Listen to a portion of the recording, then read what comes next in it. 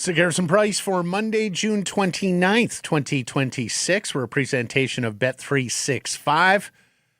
At Bet365, boring games, a thing of the past. Now, there's always a reason to tune in, even if the score isn't one of them. Download the app today. Must be 19 plus. Please play responsibly. Matt Sekeres virtually alongside Blake Price. 4-time Juno winner, 2-time provincial basketball champion, and world log rolling champion Mike Rogerson hitting switches and conducting things. First of all, thank you to everybody who shouted out our draft coverage over the course of the weekend. It was a long shift on Friday night. They do have to get a handle on the length of this first round. Oh, my goodness. And again on Saturday with the Canucks holding those 2 early picks in the second round, but got a lot of nice notes. So thank you to everybody who partook in our coverage, the regular showtime on Friday at night, and of course early Saturday morning. Also, I don't know about you, Blake, I've met so many people here on the streets of Vancouver. Because we're out, right? We're watching the World Cup. We're on Granville. We're downtown. And so, and the vibe is just, it's out of this world. I mean, everyone's so happy. I actually escorted Belgium to their hotel. Oh, really? Friday, yes, or whatever day it was. Yeah, I got out of work. And I realized the police escort was right behind me on Hornby. Okay. With the buses. I was like, okay, I'll take you guys down there. It's no problem. Yeah, so I love sure. it. Just follow him. He knows where he's going. I come out of a breakfast restaurant on Cambie on Wednesday because we're going to Switzerland, Canada. So you've got to get a hearty breakfast in you because you know you're going to be partaking. And I hear, hey, Sekeres, like right in the middle of Cambie. Shout out to longtime audience member Momin, who came up, said hello, loves the show, loves the Canucks coverage, obviously was on a high with everyone heading to the match or heading downtown. Shout out Johnny and Jason, father-son combo we met, Carter, Vic at Mahoney's. And then, so we're having lunch by the water on Wednesday after the match because my buddy's in town from back east, and he's like, we've been with 50-some thousand people. We've been to Granville. A little more peace and quiet, like something by the water would be nice. So we go down for lunch on the water. Look at the 3 guys beside us. One of them goes, hey, Sekeres, hey, what's going on? I was like, man, you guys look like hockey players. And they're like, well, we are. And I'm like, oh, who do you play for? And he says, New Jersey. So shout out to North Vancouver's Angus Crookshank, member of the New Jersey Devils, his buddies Carter and Johnny. We had a nice catch. I'm forever amazed when professional hockey players, and these were all 3 professional hockey players who grew up on the North Shore, they follow Canucks coverage. They follow the show. They want to know about the Canucks, right? Like they're born Canucks fans. They grow up Canucks fans, and so they retain an interest, even if they happen to compete against the Vancouver Canucks fans. They all follow. Or Canucks. But yeah, folks, exactly. When NHL players say, I try to tune out the noise, they try. They do not successfully do it. They can't help but love the noise. Well, but the younger ones, and these guys are all young, early to mid-20s, like, they grew up in a world where they're fans of a certain team. There's all sorts of content about that team, and so they follow the content. They follow the team through the media that's around them, and so thank you to those 3 guys, and best of luck to all of them as they begin their new hockey seasons later this summer. Let's get to our daily poll question. After a busy morning for the Vancouver Canucks, Nils Höglander to the Nashville Predators for a 3rd-round pick in 2029. Is that a good deal for the Canucks? You can vote yes. You can vote no. Do so at the Sekeres and Price X and YouTube channels. Nils Höglander's Vancouver Canucks career comes to a close after 342 games, 61 goals, 61 assists for a symmetrical 122 points, including playoffs. He was a draft pick made good because when you're a 2nd-round pick and you play more than 300 NHL games, that is a success story. He was the 40th overall pick in 2019. He actually winds up playing 30 more games than their first pick that year here in Vancouver, Vasily Podkolzin. Alas, the last 2 years have not been great for Nils Höglander, and sadly, this past season was compromised by that ankle injury he suffered in preseason out at Abbey Center. Winds up playing just the 38 games this year, 2 goals, 5 points, averaging 11.5 minutes per game. He was a declining asset who may have been untradeable with another poor season. He didn't bring enough utility outside of the goal scoring. He wasn't a big special teams guy. Was never going to be a penalty killer. Wasn't a defensively reliable player. I think the hockey IQ had a lot to do with that. Got him on the wrong side of several head coaches here who didn't trust him defensively, and it makes it harder to, the Bruce Boudreau quote still remains to this day, right? Like, you're going to score 20, 25 goals in the NHL. You still have to be a player I can throw out there defensively. You score 40 goals, maybe the equation changes. And while there was a part of me that would have liked to see his work rate in a rebuild when ice time would have been available, and especially given Höglander's always been a analytics darling, right? Like, the underlines have always been pretty good with Nils Höglander. But look, now you're replacing him with Brendan Gallagher, and especially if Gallagher can rehabilitate his value and return another asset come the trade deadline, I think this is good business for the Canucks. I voted yes. It is good business. How good is going to be up to the Vancouver Canucks? Because theoretically, you'd be saying, okay, well, this is a free transactional day because, and we'll get to the Brendan Gallagher acquisition, but it's pretty much a match in terms of salary. But you wanted to bring in Gallagher anyhow to change the culture. So the departure of Höglander creates theoretical cap space, but if the Canucks, and I understand, there are fewer teams that need cap relief, that need to get rid of that guy who has 1 year left, and we'd rather not pay him because we're not going to use him. We don't want to use him. I understand those are fewer and farther between now that the cap has gone up. But this year, it's going to go up again big time next year. This time next year, you really can't say that. This year, I think there will still be selective opportunities. And it is going to be incumbent upon the Canucks to make sure that trades like this give you, I mean, they're barely above the cap floor right now. So the Canucks have the cap flexibility now to go and be the one or two successful teams that still execute this plan. And that is take on somebody's bad year, maybe even bad 2 years, Matt. You have somebody with 2 bad years left on their, give them to the Canucks. They'll happily eat it. I don't want this trade, Matt, to be about we saved $3 million. If that's the trade here, that's a bad omen for this team. Yeah, the owner just doesn't want to spend. We know the owner has put them on a budget. That's the only reason a rebuild has been greenlit. He had to get something out of it before finally agreeing to the rebuild. Now, you can say that's poor process, poor ownership. There's a case for that. We've long talked about it. Canucks continue to be sort of a family-run business in a world of high-powered Fortune 500s.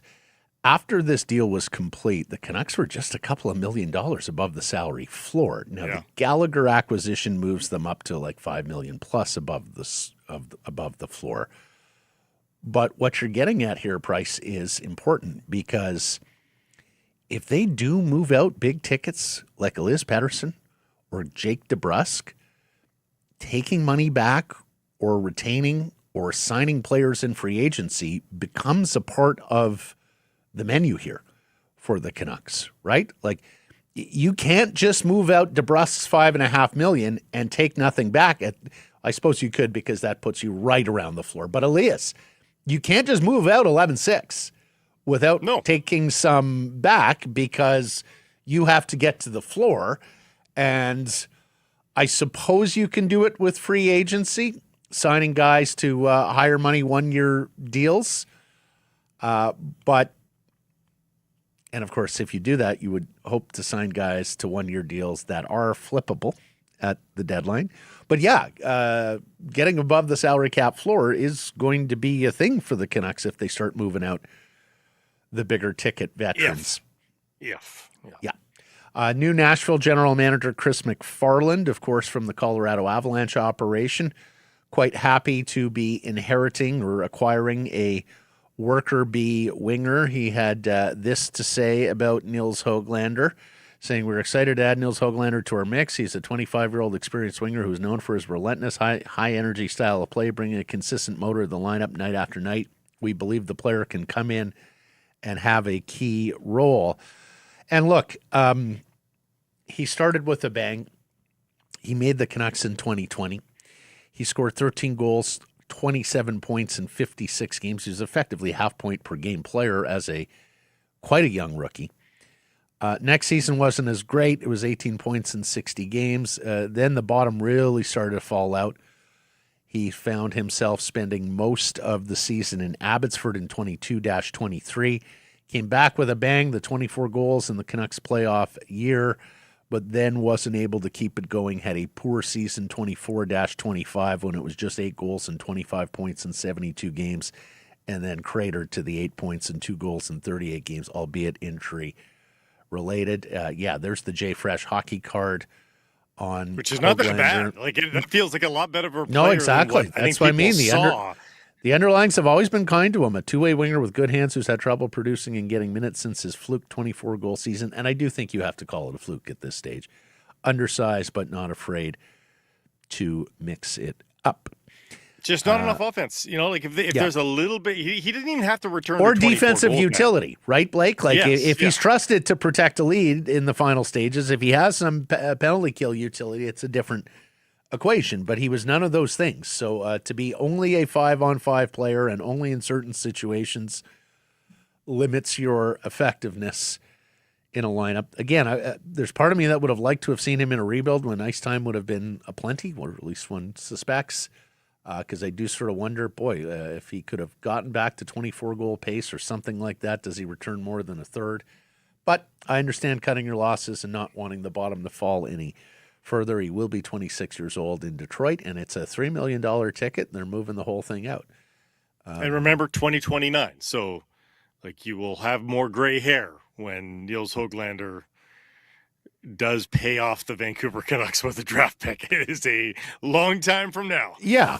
And actually, with that third-round pick, and it is Colorado's indigenous selection, which Nashville had acquired. In fact, I think, was that the Ross Colton from last week? The Canucks now have additional draft picks in the third and the fourth round in 2029. So 9 draft picks in that draft. They have 9 draft picks in 2028. And it's the 10 draft picks that they have in 2027 after executing a trade on Saturday in the deep recesses of round 6, 17 and a half hours after the NHL draft had begun.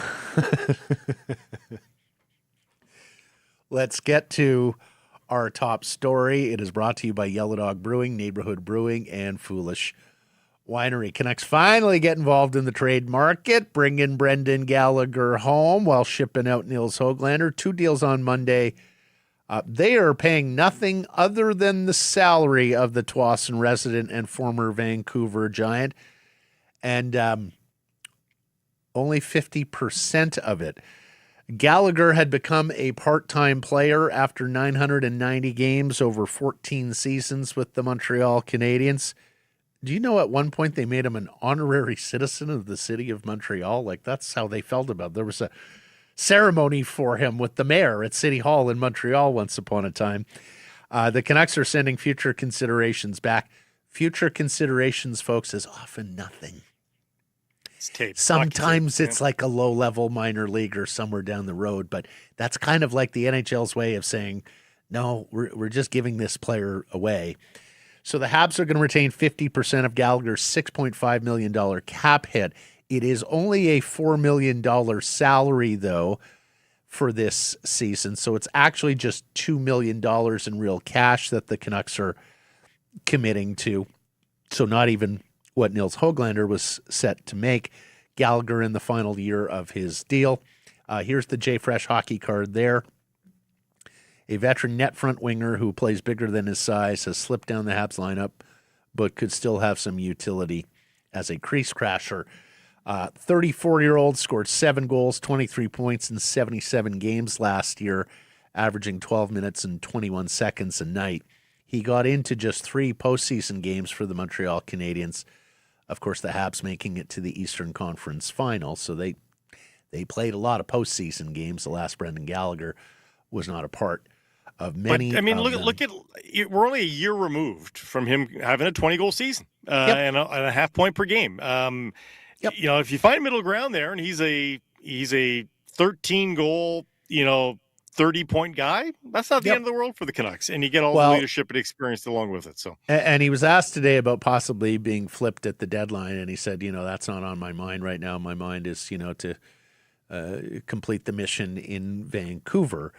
But here's the thing, like, if he does rehabilitate himself, now Ryan Johnson, the Twins might see value in him as a culture carrier where you want to re-sign him and keep a local boy home to set things straight with the rookies. But this could also be a player you flip at the deadline and pick up another pick, and then you walk out of today going, look, we exchanged Höglander for Gallagher, and we pick up 2 mid-round draft picks as part of the business for Monday, if it June wasn't 29th, this player, 2026. I would agree with you, Matt. If it was just a random guy that they just did this trade for with this structure, I would agree with you.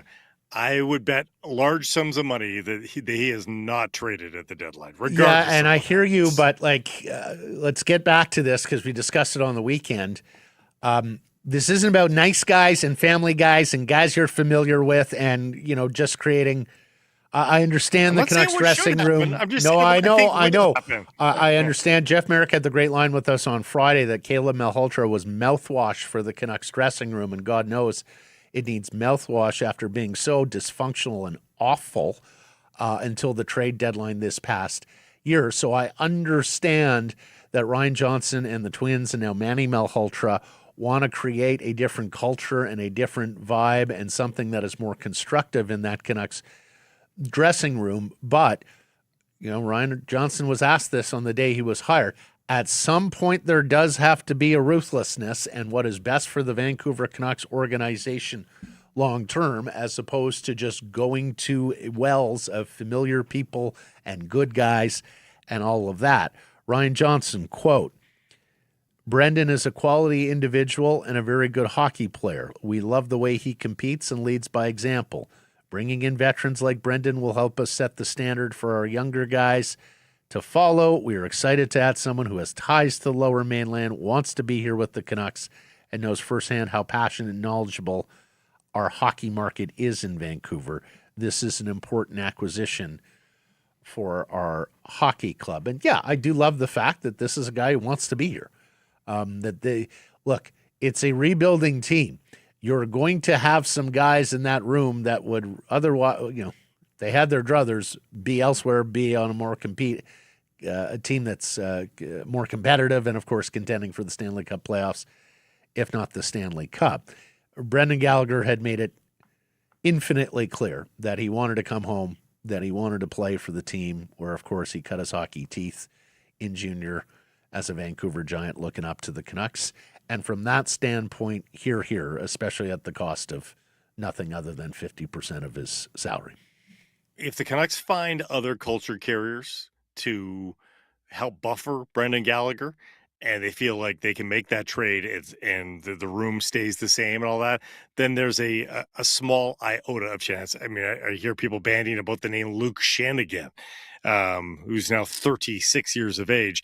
But something like that, yeah, I could maybe allow some light to creep in, but hey, it's a great pickup. And you know what? Even if they don't trade him at the deadline, I don't know that he's going to be moving the meter a ton unless he has a surprise season. If the guy's on a 20-goal season or something like that, then my feelings on this will change. Then you have to trade. Yeah, exactly. You would have to trade him. So if he is only a fourth-line culture carrier with similar numbers as last year, there's probably not a ton of trade value there anyways. So if you want to let him play out the year, so be it.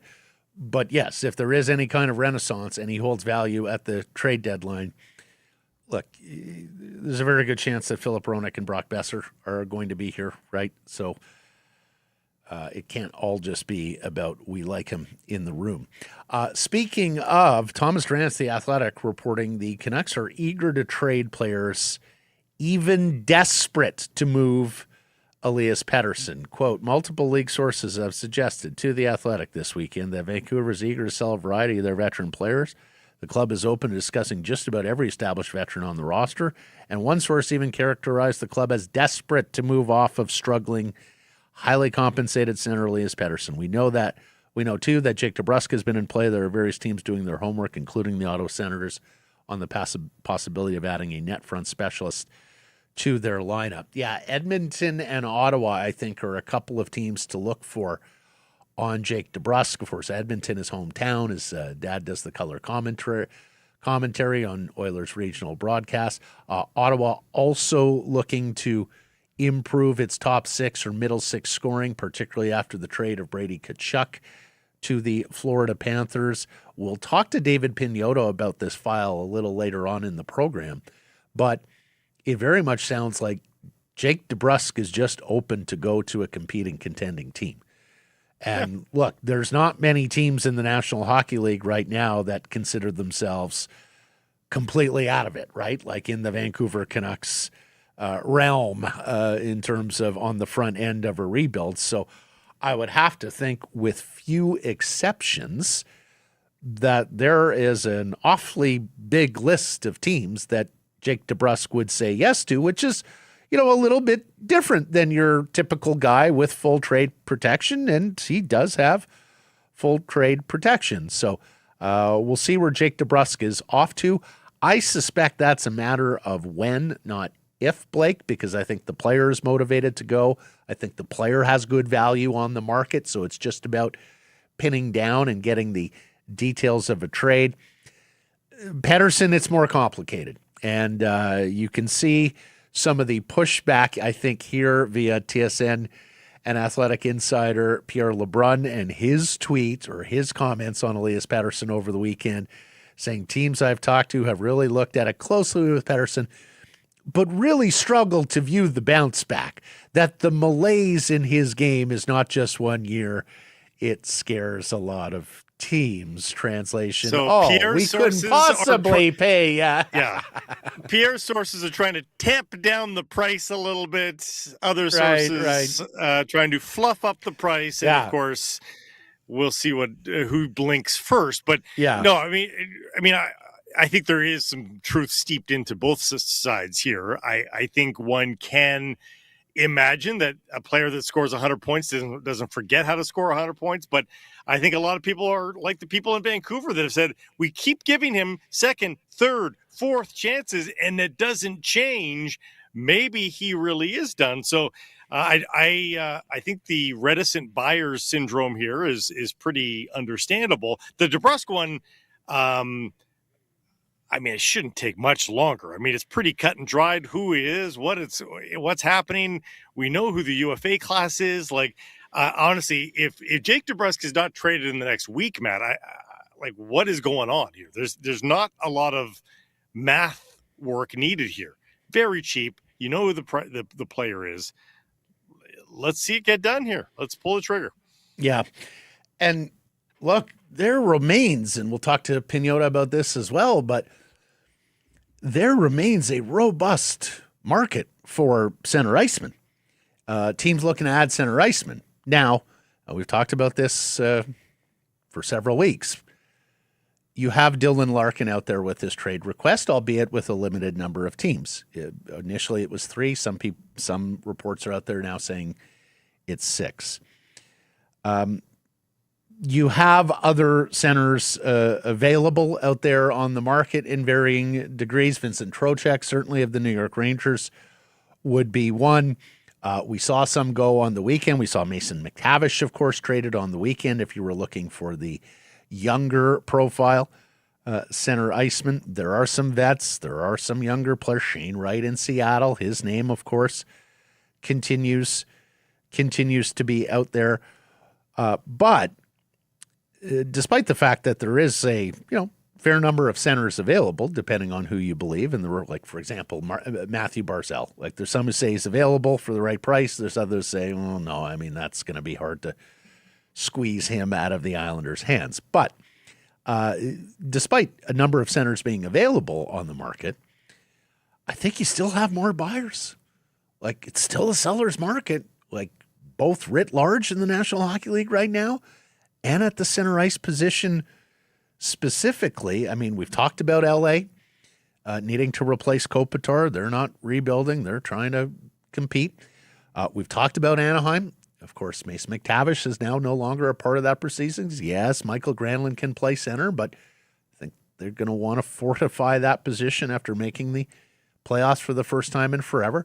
I mean, it was clear as day the Montreal Canadiens need a second-line center when you take a look at their series in the Eastern Final against Carolina, where they got outplayed. Carolina always looking for centers. They face a pressure point here with Jesperi Kotkaniemi.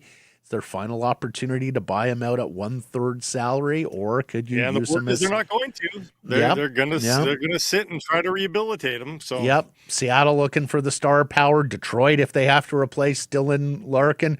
Buffalo wants the center because they would prefer to use Tage Thompson on the wings. So you've got a multitude of teams. Nashville has almost forever been center poor, even after the acquisition of Jack Drury, who's more a down lineup guy. So, yeah, I think you've got a number of teams that are out there that are looking for centers and guys who can slot in as second or third line centers, and Elias fits the bill. It's just 11.6. I wonder if the Kotkaniemi posturing by the Hurricanes is their attempt at a tell. We've got so much faith in the player, we're not even going to buy him out. Oh, I guess you guys could take him, though, if you wanted to, and Elias Pettersson's like... Well, they can't buy him out next year. It's just the terms of the buyout become a lot less favorable. A lot less favorable. And we've said, look, retention is not ideal if you're the Canucks, because he's got 6 years left on his deal. It's too long. You want to be competitive somewhere within 6 years. Yes. That said, if it's a small amount, it's probably not going to affect you all that much once you get competitive, if you get competitive within the 6 years. And because you'd actually be eating a lot of money, and we've done the math on, say, $1 million, right? So you retain $1 million, he becomes a 10.5 or 10.6 player for an acquiring team. That's $6 million of actual cash. That should really juice the return. Like, $6 million should get you a first-round pick when you're looking at it just from a pure money standpoint, not even considering all that much the cap space implications of that. So we'll see. And, of course, Elias has no trade.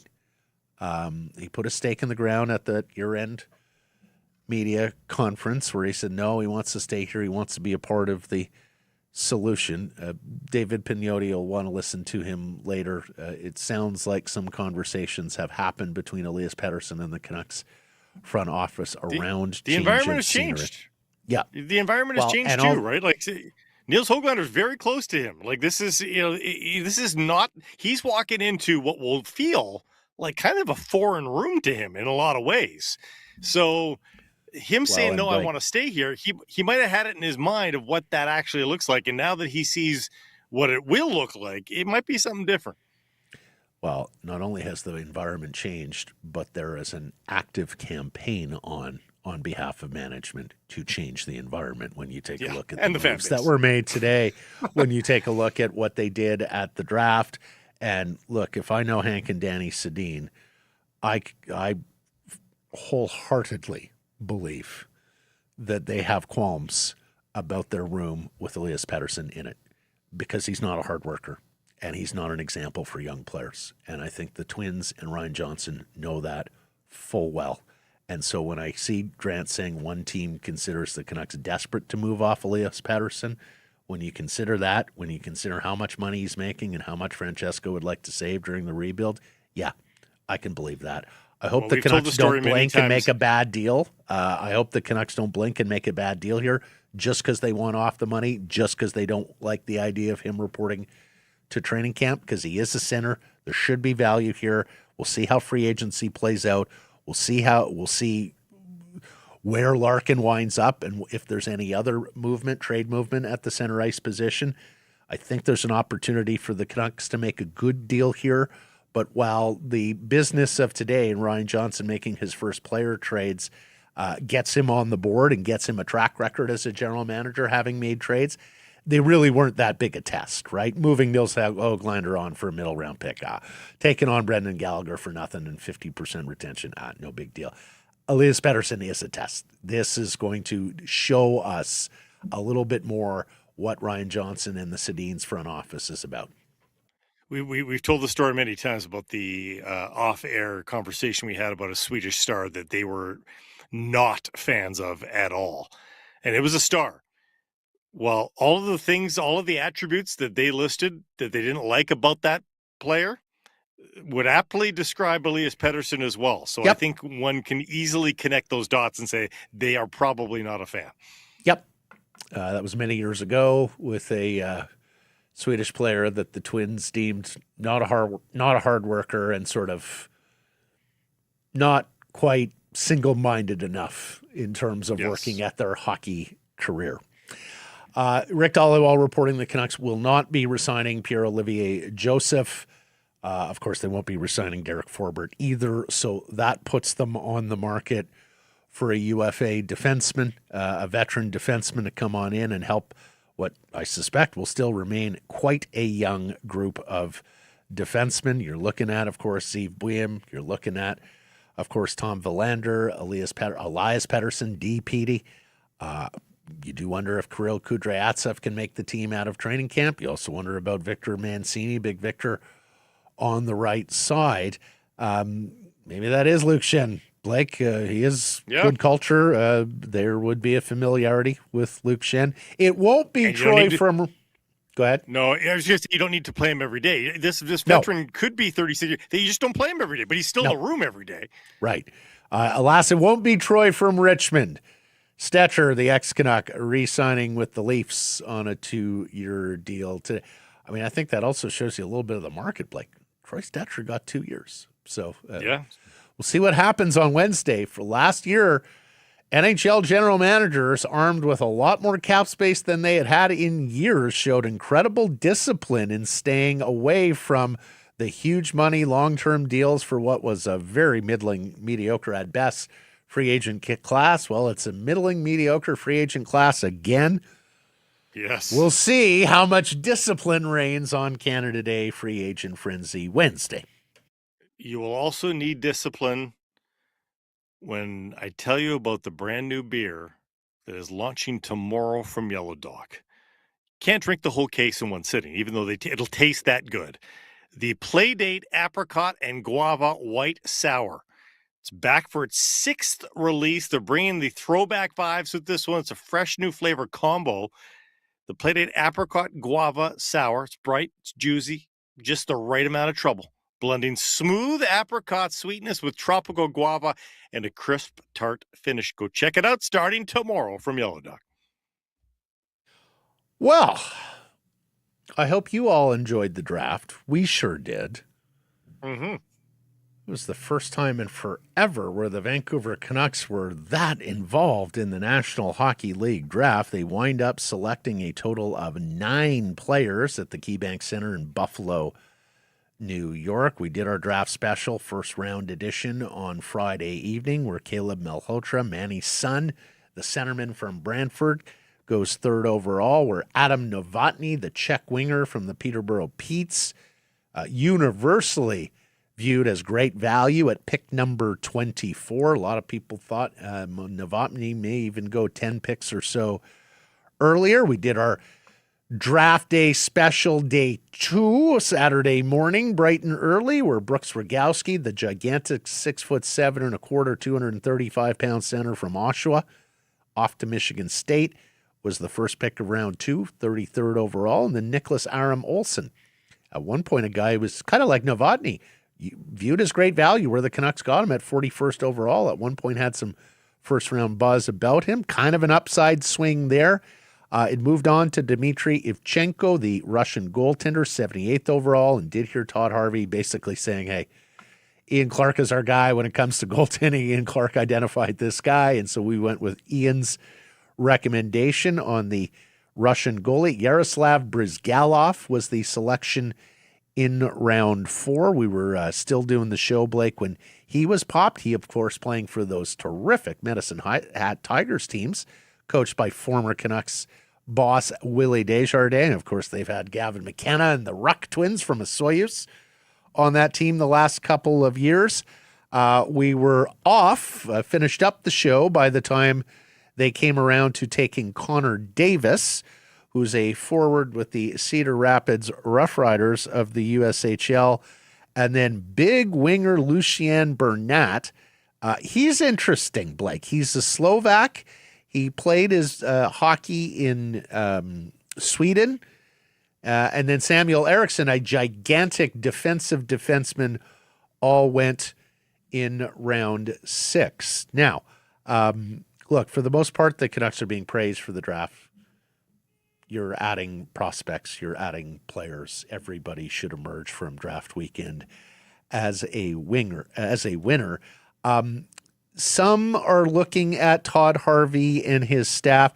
They seem to have a penchant for overagers. Blake, Brizgalov and Davis were both overagers. There seemed to be an emphasis on size. And look, I get it. Oh, yeah. The Canucks have needed to be bigger.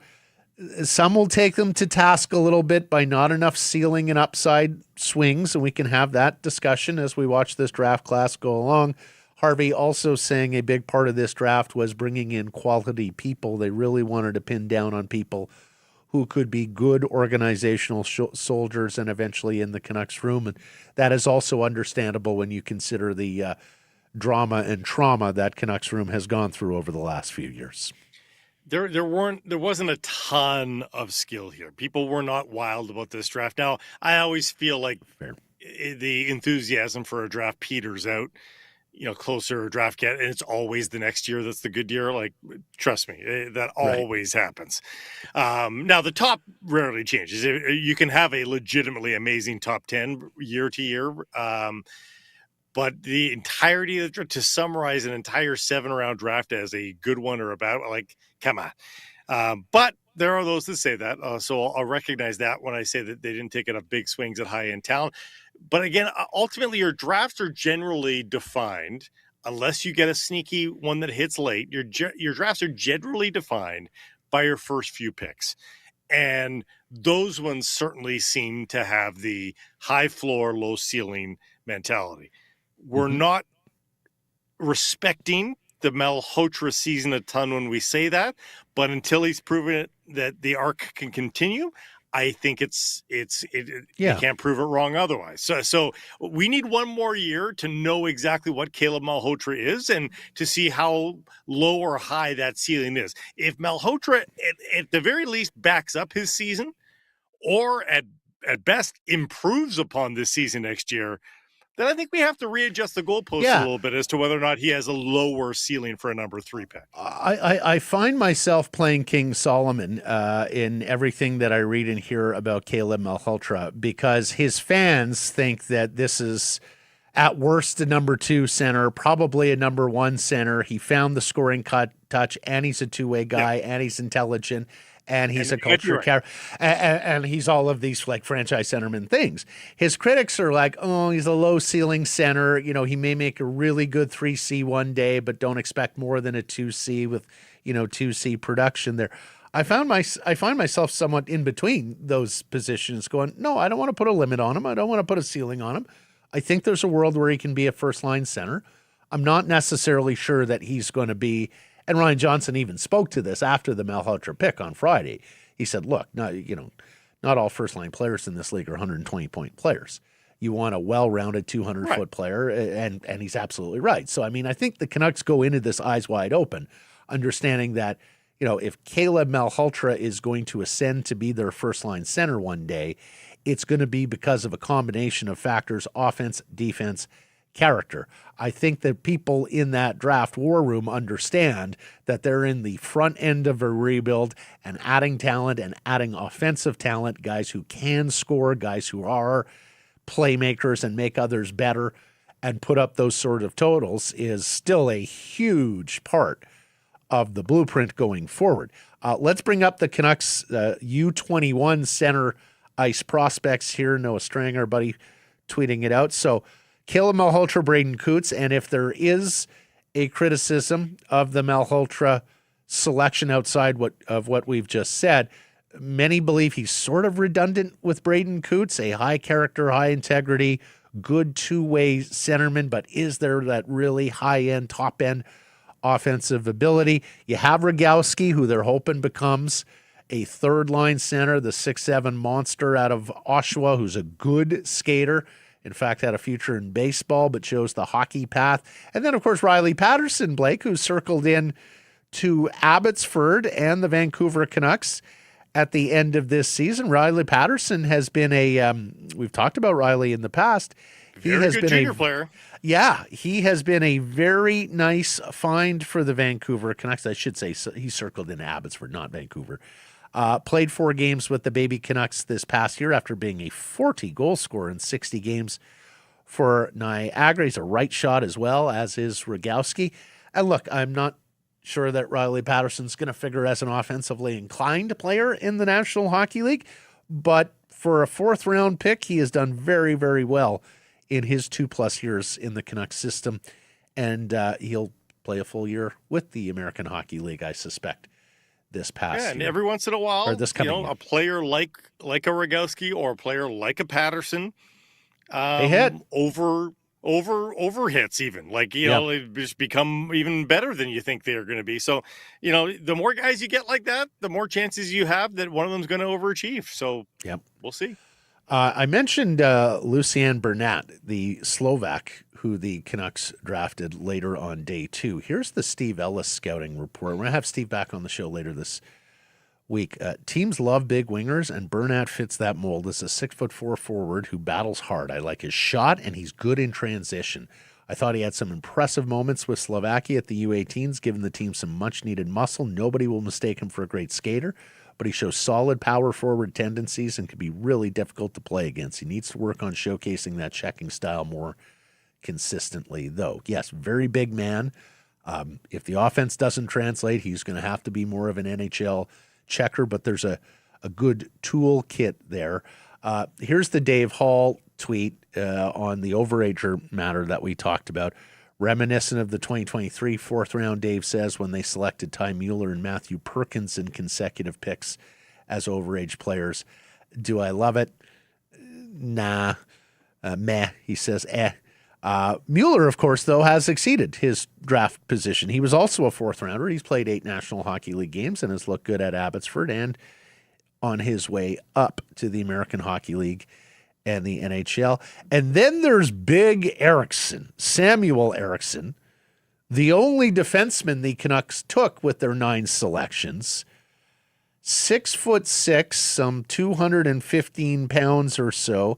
He played mostly in the Swedish Junior League this past year with 32 games there, 7 more in the playoffs. Didn't score a whole lot. He got 1 game in the Swedish Professional League with Färjestad. Look, if you're going to, when you get down to the 6th round and you haven't taken a defenseman yet with your first 8 picks, hey, you might as well go out and get a monster who has all sorts of size. Blake, you know what else he has at 6'6"? Mm-hmm. I understand. He was lauded for being able to pin players on the boards because of his tremendous wingspan. Look, you're not looking at anything more than a defensive defenseman bottom pair guy here, but when you're in the 6th round, that's A-okay by me.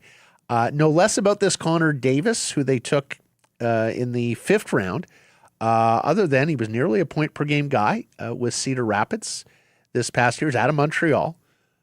Montreal suburbs, a right-shooting winger, and so we'll see where his game goes as he matriculates up the ladder And have we talked about it? Yeah, and that's everyone other than Ryan Johnson's first trade as an NHL general manager. We talked about this on Saturday. Okay, when are they going to make a trade, even somewhere up or down the draft board? I mean, there were one of 5 teams, I think, when we signed off, Blake, on Saturday that had yet to make a trade, including just a draft pick swap trade in the NHL. Well, they got their business done in the 6th round. They traded the 161st overall pick. It was the first pick of the 6th round to the Toronto Maple Leafs in exchange for a 5th round pick in 2027. So they upped the value of that pick by moving down a year. Again, everyone says next year's better, but as Blake says, that seemingly is always the case. Actually, I like the Russian player that the Leafs took with that selection. I had read about him and was wondering about him for the Canucks as they made their way through this draft in rounds 4 or 5. But if the Leafs don't bounce back, if the Leafs don't bounce back, that could be an improvement of 20, 25 slots. Like if the Leafs have another bad season, that could be a nice bit of improvement there for, I don't mind, given that they had all those 6 rounders. I don't have a problem. I mean, if they're sitting there going, look, these are all guys that we're not married to any of these guys. Exactly. Like we don't think we have a true sleeper here, a true Frankie Corrado or Kirill Kudryavtsev who could actually, make his way to the NHL one day.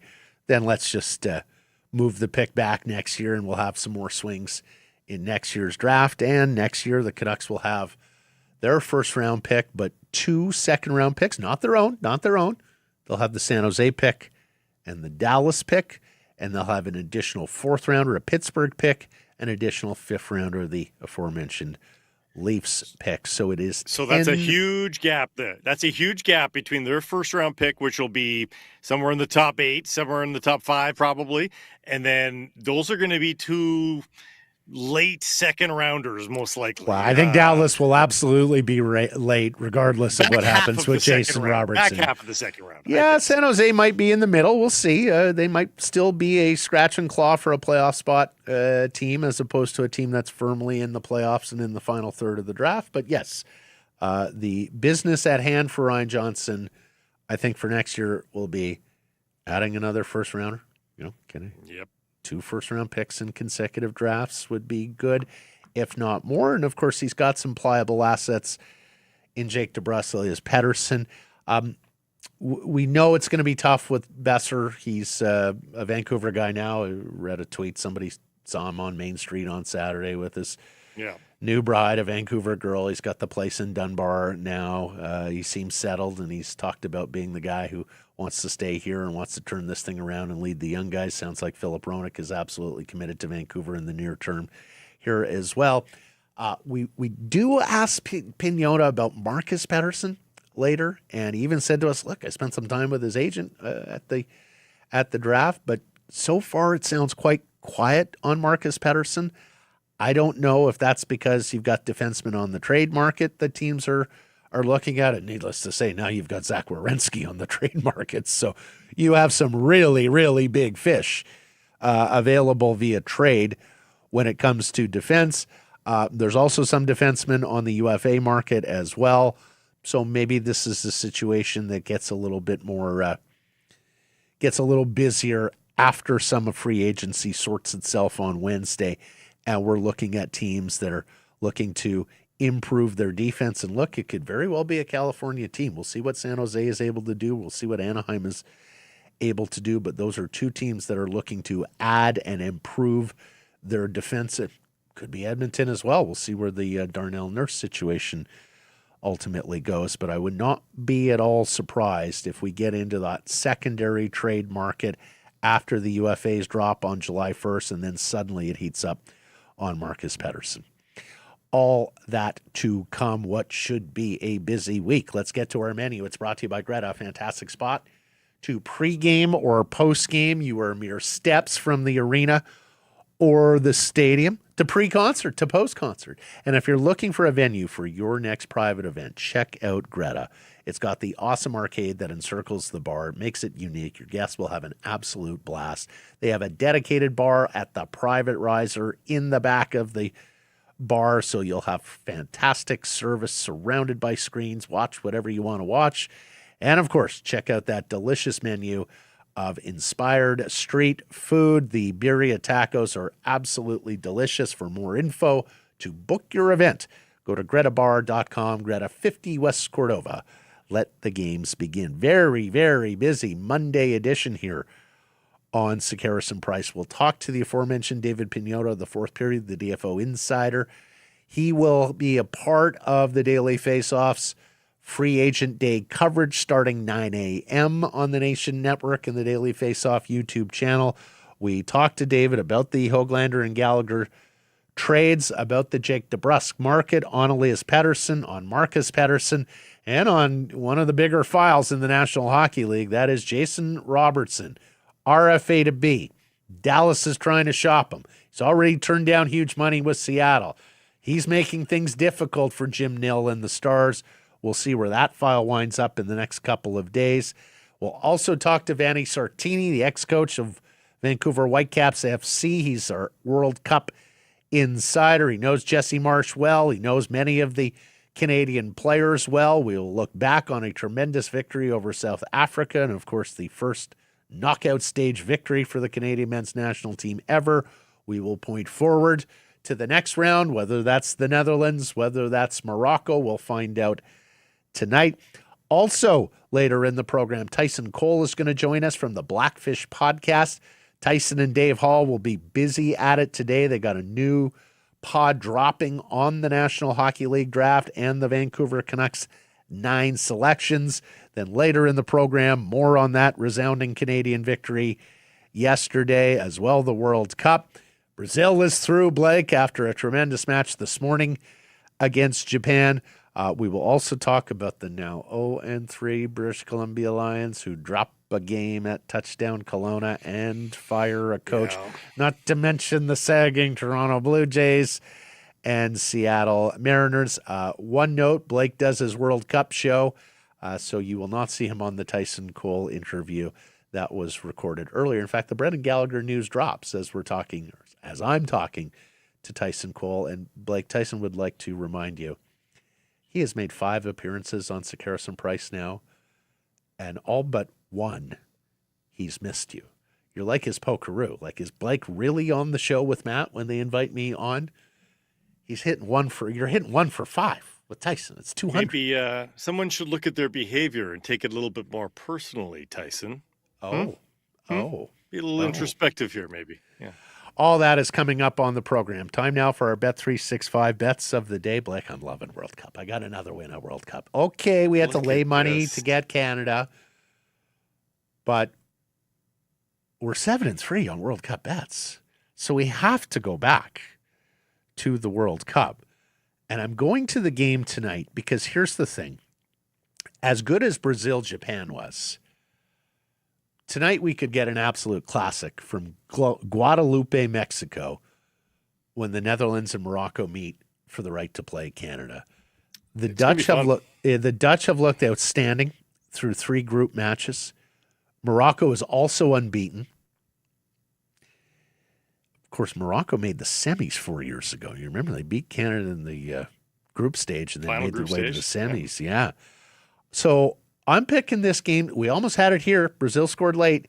I'm picking this game to go beyond 90 minutes. Maybe be the first game of the tournament where we have to go to added time and maybe even penalties. If it goes beyond 90, it's paying plus 210. Canada is taking it on the chin at Wimbledon. Felix Auger-Aliassime, thankfully, is still playing like his life depends on it, and he got a straight set victory today. That's good, but it's down to Felix and Gabriel Diallo in singles. Women are out. Leila and Bianca losing. Well, Vicky and Bogo never started, to be fair, right? Never started, yeah. Yeah, she would have been a top 10 seed. Yeah. So, Felix is through. That's good. Can we get somebody else through, please? Gabriel Diallo's got a pretty good draw. He's even money with Benjamin Bonzi in the first round here. So let's go Diallo minus 110 to get his first victory of the Wimbledon season. The worst thing about hockey season is some point every year, it ends. There's a lot of time between now and the first puck drop of next season. It feels like an eternity if you're accustomed to watching games every night. The good news, Bet365 still has plenty of games. Just Well, none that require lacing up skates. At Bet365 Casino, you can choose between hundreds of slots, live tables, and your favorite games. Well, maybe your second favorite games. Must be 19 or older. Please play responsibly. David Pagnotta coming up next.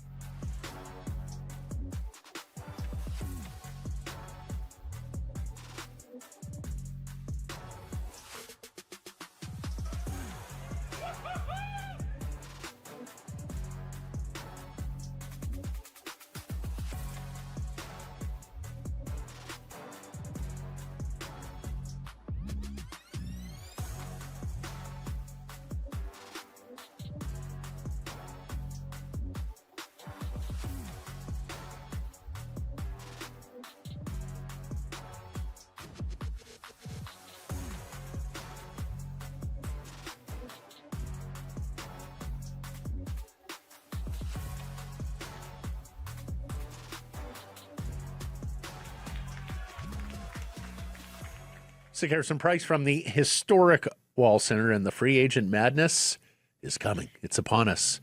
In the Daily Faceoff, your destination for every move. Join Jeff Merrick, Tyler Yaremchuk, Carter Hutton, David Pagnotta, live July 1st, Canada Day, for the Daily Faceoff free agency special. It gets going at 9 a.m. Pacific time.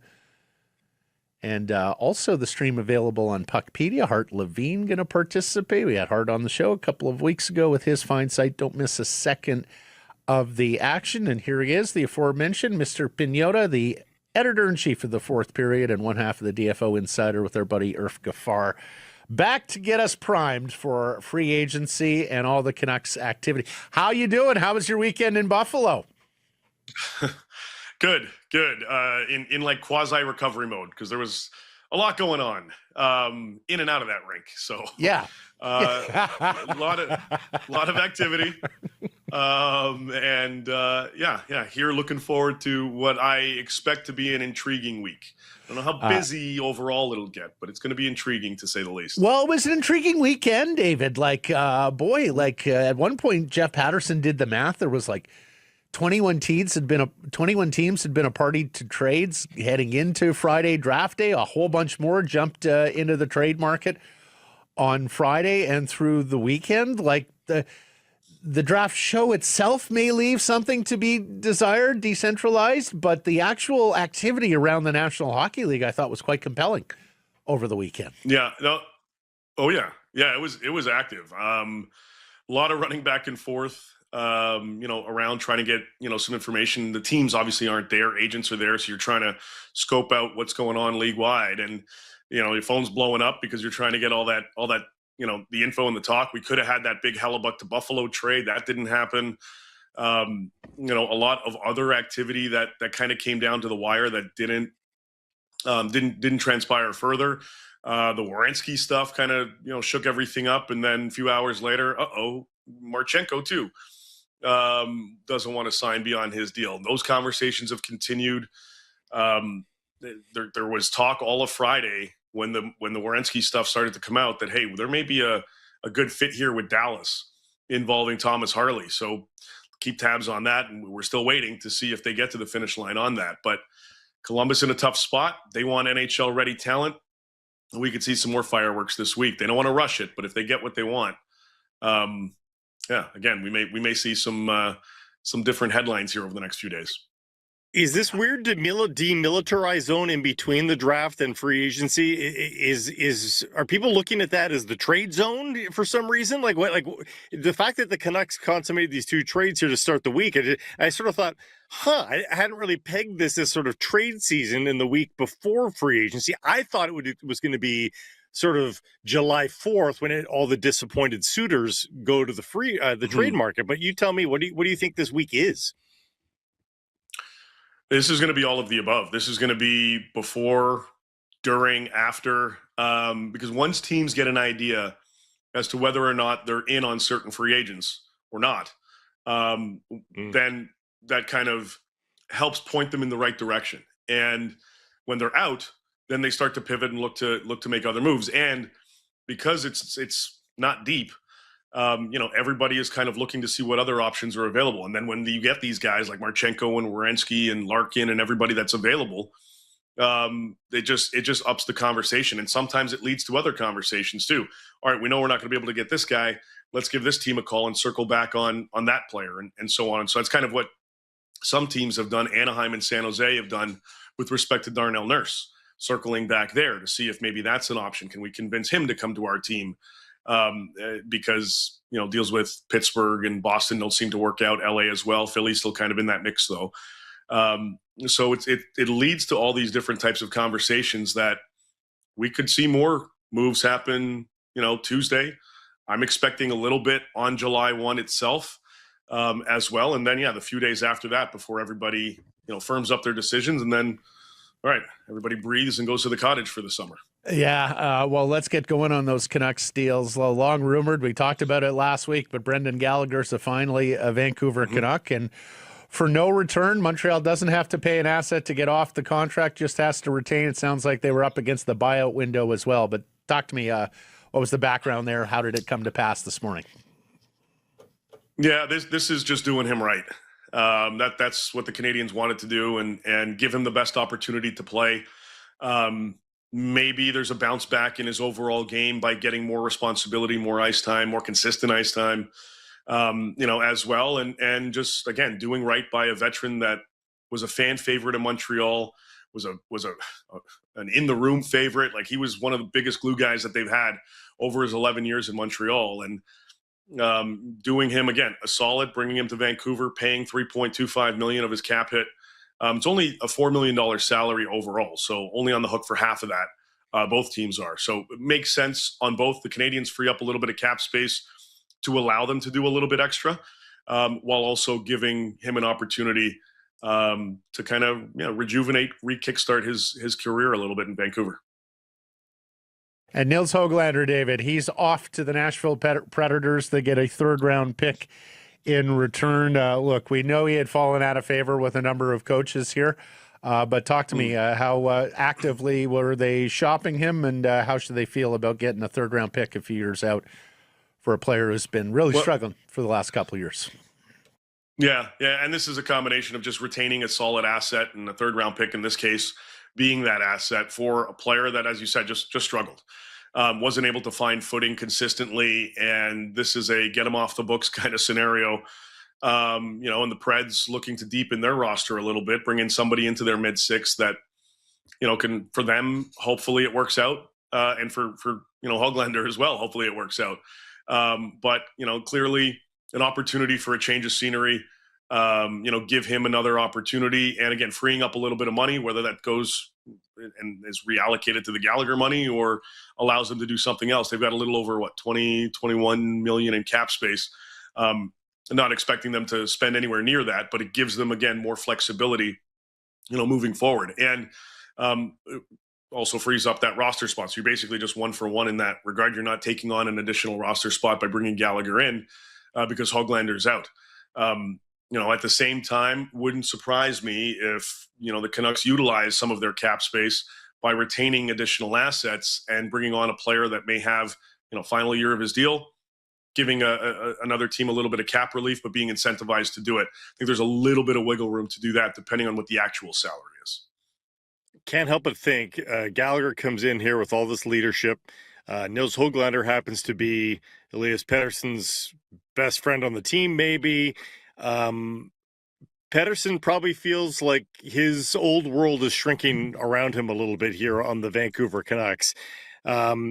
He's publicly not been anxious to leave the Vancouver Canucks. But do you think that privately he might be a little bit more open to that now and might be a little bit more participatory in making that happen, given what's happened here, especially in the last 24 hours? Yeah, look, I think everybody understands that if there's an opportunity for a change of scenery, it might be best for everybody. And I think Elias knows that as well. And I think he's acknowledged that, but at least internally. But I don't believe, he's itching to go because he does love Vancouver. He does, he's comfortable. But given the direction of the team and given, what's happened in the last 24 to 48 hours, and what may still happen over the course of this week, he may feel more comfortable in whatever change may occur. There was a lot of talk, guys, over the weekend, especially Friday, with everything else going on surrounding the Canucks and surrounding Elias Pettersson. It seemed like there was a bit of a motivator there to make something happen. At the very least, talks intensified, picked up. And I mean, we're sitting here Monday and we're still waiting to see if something does get to the finish line. This might have been a scenario where you build a lot of traction and then you just hit the pause button because you want to see what else may come into play for either the team trying to acquire him or the Canucks in general, just to see how the market kind of shifts with, again, all of these new names and star names that are popping up. There seemed to be, and we touched on this last week as well, like a little bit of an appetite to retain some of that $11.6 million cap hit. But they want to be incentivized to do it. So there's a matter of, okay, let's figure out the trade. And then what else are you going to give me in order to do that? So it may come to that. And there may be scenarios, I was told, that may involve the full 11.6 pop. It just depends on what the overall deal is going to be. So as talks picked up Friday, going into Saturday as well, let's see where things are for the next few days. If these get re-examined and teams circle back to try to make something happen, if something else for them doesn't in the next few days. The center market and who is looking for centers, David, how robust is that? I mean, we all know about LA, right? Trying to replace Kopitar. It would seem Anaheim now after they move McTavish, but you tell me. We've all known Montreal for a long period of time. Carolina seemingly always connected to Elias, or at least centers. But flesh it out from there. How big, and how anxious is the center market here for acquiring teams? Yeah, there's a few. Obviously, you have you have certain options also available out there as well with guys like Vinny Trocheck, and then Larkin, bit of a separate situation because of his trade list, his specific trade list. But there are teams that are looking, and there are teams like Toronto was another club that wants to kind of shore up the center position. And if it's a second line center caliber player, it allows them to move John Tavares to the wing, which I think at this point in his career might be better suited on the left side, but they're navigating those waters. There are other teams as well that want to kind of bolster themselves up the middle. And based on what we saw in the Stanley Cup final, it's not just 1-2 anymore. It's 1-2-3. So if you can deepen yourself up the middle, there are teams that obviously, want to do that. Anaheim is an interesting one. As you mentioned, they have Mikael Granlund there as well, who can also slot to wing.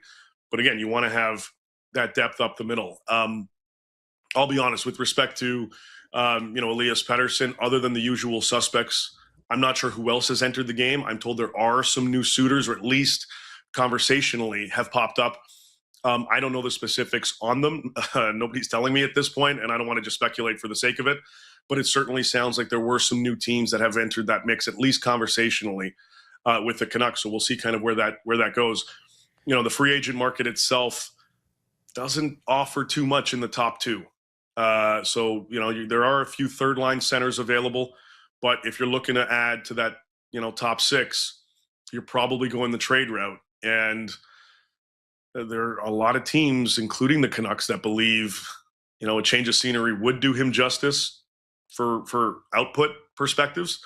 And that's also what the Canucks fear. So they have to make sure that if they do this and he goes back to point of game pace, that they're not sitting there going, oh, we oops this one. So Jake DeBrusk remains the top of the power rankings then for the Canucks, and really probably nobody else. I mean, in terms of real heated conversations, it's Jake DeBrusk, and that's probably about it, huh? Yeah, I think Drew O'Connor's got some play again as well. And correct me if I'm wrong, I think he's entering the final year of his deal. So it seems like it's DeBrusk, and everybody's kind of waiting to see where that goes. I know Edmonton circled back at some point. I'm not sure where those conversations have gone just yet. There's a lot of work the Oilers need to do once they figure out this Nurse situation, and I believe internally anyway, they're having within Nurse's camp, they're having conversations today about what the current options are, and I listed them before. It sounds like San Jose, Anaheim, Philly. So we'll see where that goes, and once that happens, where are they pivoting? They want to bring in somebody for that top six. Jake still seems to be an option there, but there are other teams that have been, poking around on that. It seems like there's a motivator or there's motivation to make this happen and get this done, they don't want to give him away as well. There is value there. I mean, for a guy who can pop in 25 goals in your top six at a $5.5 million clip, there's a lot of value there. So they want to make sure they make the right deal. And I could see this being, a prospect, top tier prospect as a centerpiece to a deal now that we've gotten through the draft. Have you heard Marcus Pettersson's name at all, David?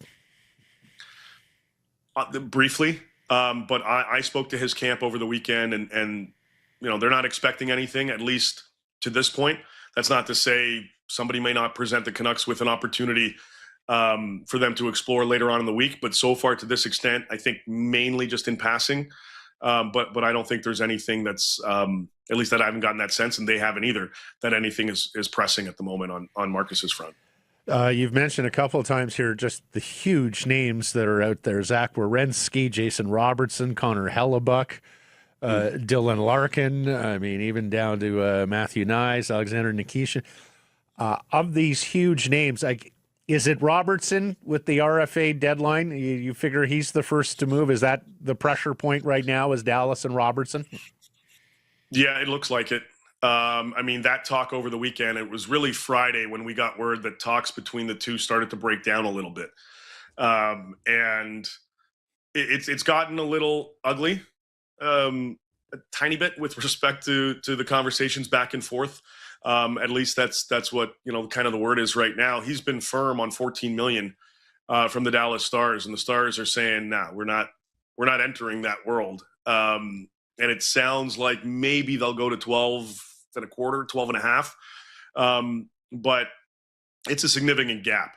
And there are other teams that recognize that and started to hear about it, and they re-engaged and expanded some of their conversations starting Friday and on. But really, with him and the opportunity to, if he wants 8 years in a sign and trade, he's got till tomorrow at 11:59 Eastern to do it.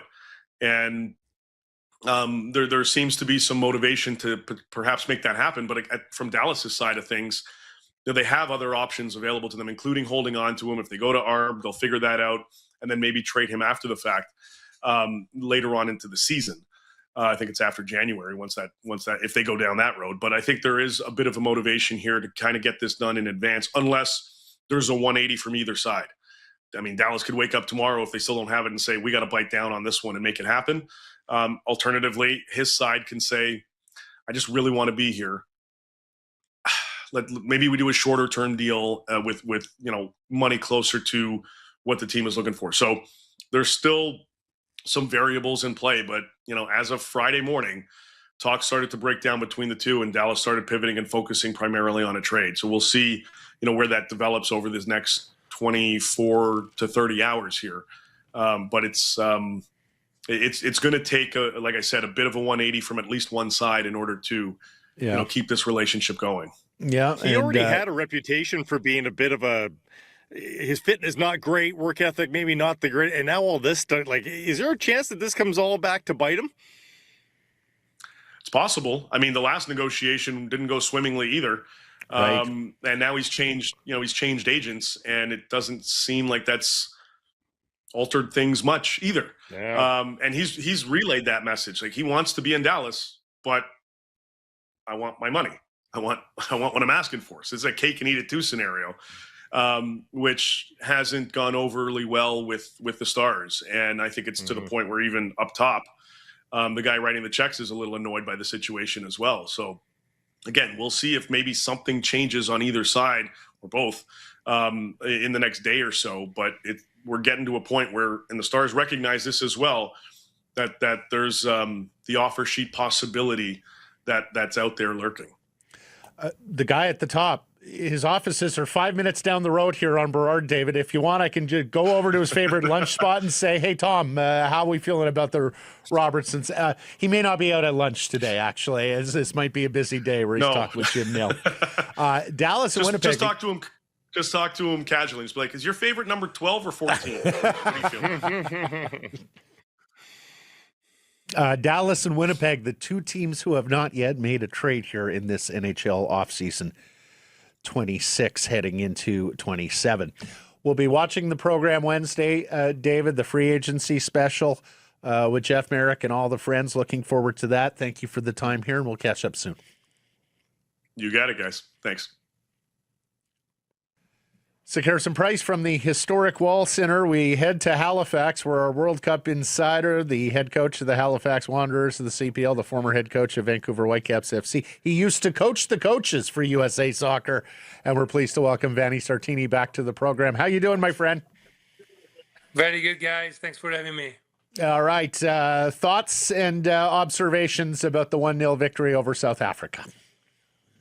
Yeah, it was not probably the most beautiful game ever played by the Canadian national team, but they got the job done. You know, I think they deserved to win. They had the biggest chance during the game.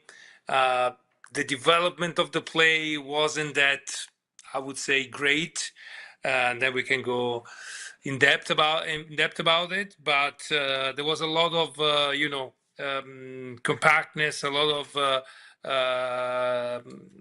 in my opinion, being ready on the task, and at the end, they were rewarded by the goal of Eustáquio. So yeah, they were sloppy at times, Vanni. Well, when you're a coach and you see how sloppy they're being against an inferior opponent that you would love to look for them to look better against. What do you say to them next to eliminate sloppiness? Well, it's not that you can say, boom, don't be sloppy. Yeah. The thing is that, there's a couple things. I think in this tournament, what is normally the strength of the national team became a little bit of the weakness, because the strength is the play on the wings, with having a lot of wingers that they go 1v1 and they create that space and getting, create that space in between the midfielders and the defense, because they win the 1v1, or the fullbacks are so scared of them that they drop the space, and so it's easier not to be sloppy because there's more space. But unfortunately, the wingers are, I don't want to say let down the team, but they're not performing, in my opinion, at their best. Like Buchanan, yesterday Miller. But even Ali, when he started, he did very well when he came on against Bosnia, but he didn't do perfectly when he started the game, especially against Switzerland. And so it's probably, I would say, that way, because it's so important in the game of the Canadian national team in order to create that space, in order to give more space to the midfielder. Yesterday was Eustáquio and Salibao. Give more space to Jonathan David, that now is required to play almost like a 10, dropping because they're not creating that space, and is not his best, skills at that. He's not someone who can play a lot very well in between the line. He's more of a box guy, and so yeah, that probably was the reason why. Alphonso Davies plays for the national team for the first time in 15 months. Vanni, he looks like he made things happen when he came on in. What did you make of Fonzie, and particularly where they played him and what they asked him to do after such a long drought of him playing with these teammates? Yeah. I think you could see that he's not yet 100%, because he tried to sprint a couple times, and he didn't beat the guy, by the way, that I think he was the best player of South Africa, the right back. I think he was really good, and also going to dribble. But as you said, Matt, he made something happen. His first 2 touches, the first one was a good, ball from the left side to the middle that creates something, and the other one was in the box where he served Jonathan David for a shot. So I think it's not by accident that we scored when he came on, but at the same time, you need to be on top of your condition if you want to play at that kind of level. So probably, hopefully he's going to have more minutes in the engine when they play Saturday, the game. When is it? Yes, Saturday. Next Saturday. Yeah, so there's another week to go. So maybe, even though maybe he's not ready to start, maybe he's going to be ready to give maybe 30, 35 minutes at a good level instead of 15. So that would be really important. Vanni, you were the guy who taught it. Jesse Marsh called him a decoy. Remember when he didn't play him? He was actually a decoy in the match, wasn't he? Because the goal comes down the right side because they might have been hedging to the left. So that's the kind of decoy that he should be. Yeah, it was it probably, but also and also because he made something happen in the first two plays that he made. So South Africa was playable, and actually at the beginning it became like probably. I don't know how the words, a decoy against us, because twice Shufflebook was free on purposes. He has talked about how Tanny is important to the high press. Our friend Ali Ahmed didn't look so good defensively in that high press against Switzerland, so he gets sat down and he doesn't play at all yesterday. But you were the first guy, I think, to teach us that, look, one of the Canadian strengths is depth, and that they come off the bench with players who are as good or in some cases better for the starters, especially given the situation of the game and what the opponent is trying to do. So do we just have to play it out that way at this stage? Do we just have to play the defensively minded players first to execute the high press? And then if you need the goal, okay, now here comes Laren, or here comes Promise David, or here comes Fonzie and some of the guys that he came with. It was the 4 subs yesterday you see on the screen there. Yeah, I think it's central to the idea of football of Jesse, this fact of, he called it actually playing against the ball. So your defensive effort is going to be central in the fact that trying to win in the ball and being so aggressive, being on top of them, and then trying to be dominant from when we are not in possession, more than other teams that are dominant through possession. So the quality of trying to press are going to be critical important, especially in the next game where we'll play a team of highest quality. Either Netherlands or Morocco. They're both really, really, really good team.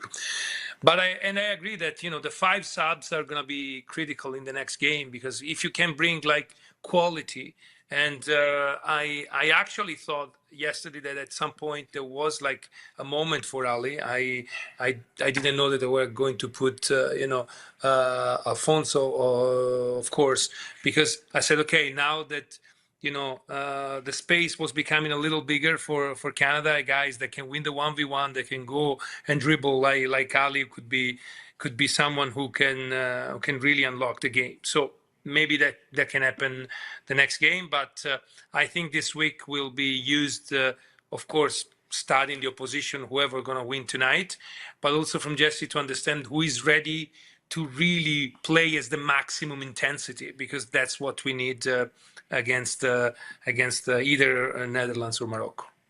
Who's your center back? Because rankings-wise, FIFA put out a power rankings of defenders algorithm of stats somehow.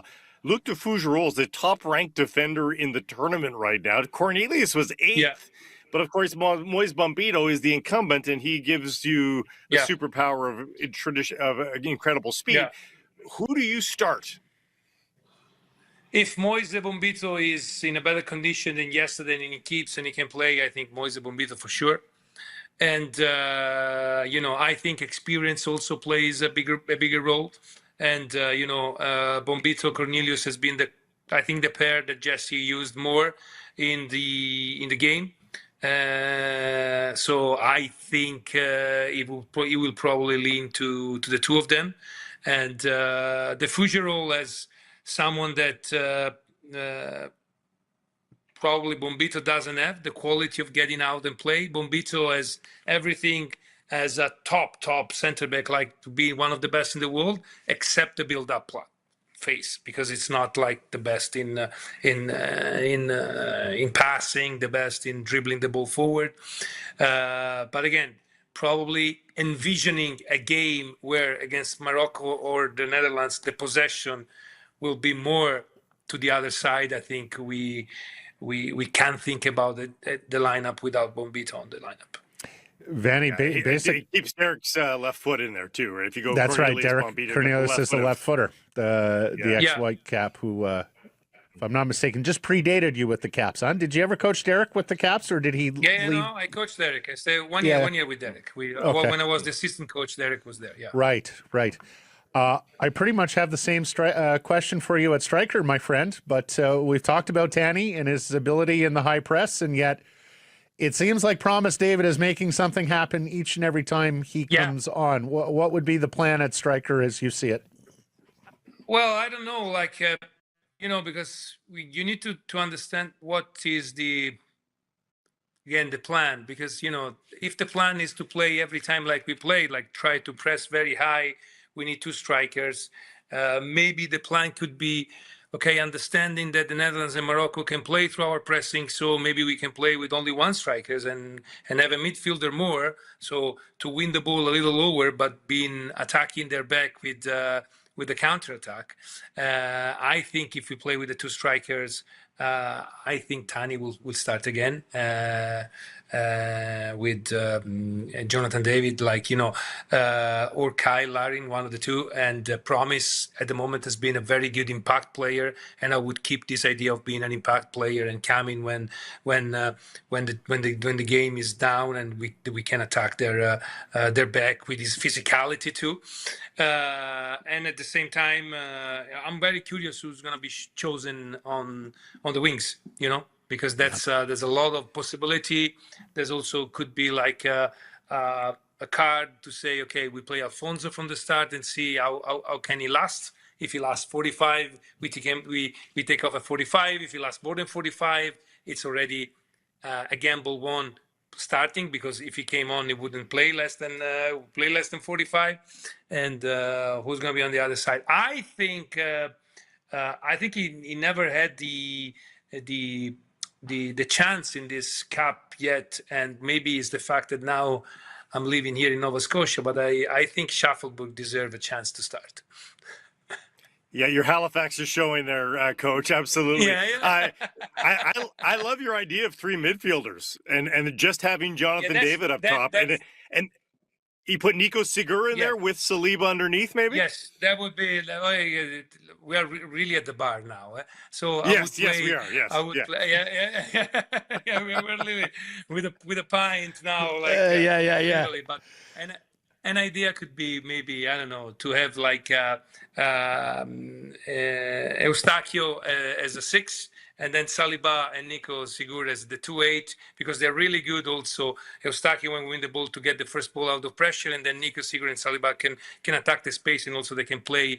And in this way, you could starting the press 10 meters lower, but then attacking the back and using Jonathan David maybe as a guy that goes towards the ball and play over to the wingers.